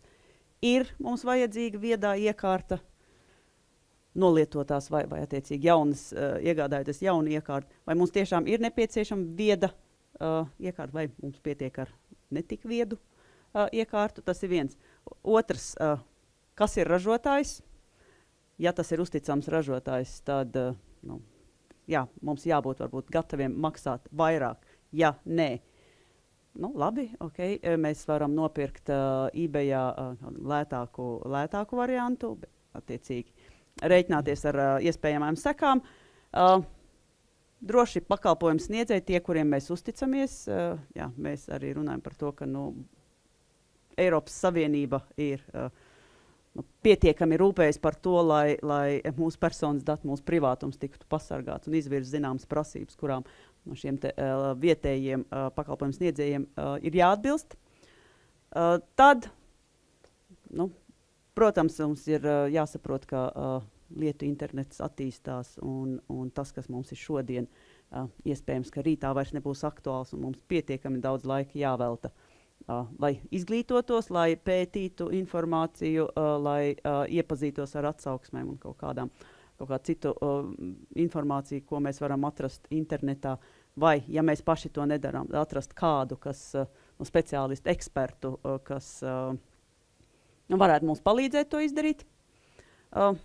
Jautājums, teiksim, tās uzņēmuma iestādes, ko jūs pārstāvat, vai jūs esat arī gatavi sniegt kaut kādas konsultācijas? Es saprotu, ka visi, protams, ja tagad visa Latvija metīsies virsū jums 5, jums būs grūti atkauties, bet, teiksim, pie kā jūs ieteikt vērsties? Tā ļoti īsi, jo mums vairs nav daudz laika. TLV valsts un pašvaldību sektoram šādas konsultācijas sniedz jau pirms vai sagatavojoties iepirkuma procedūrām. Privāti katram iedzīvotājam iespēju robežās varētu censties, bet droši vien jau, kad ar esošo resursu vienkārši objektīvi nesanākt atbildēt uz visu iedzīvotāju pieprasījumiem, ja tādi būtu. Bet mēs neatsakam katrā ziņā padomu, ja tāda iespēja ir.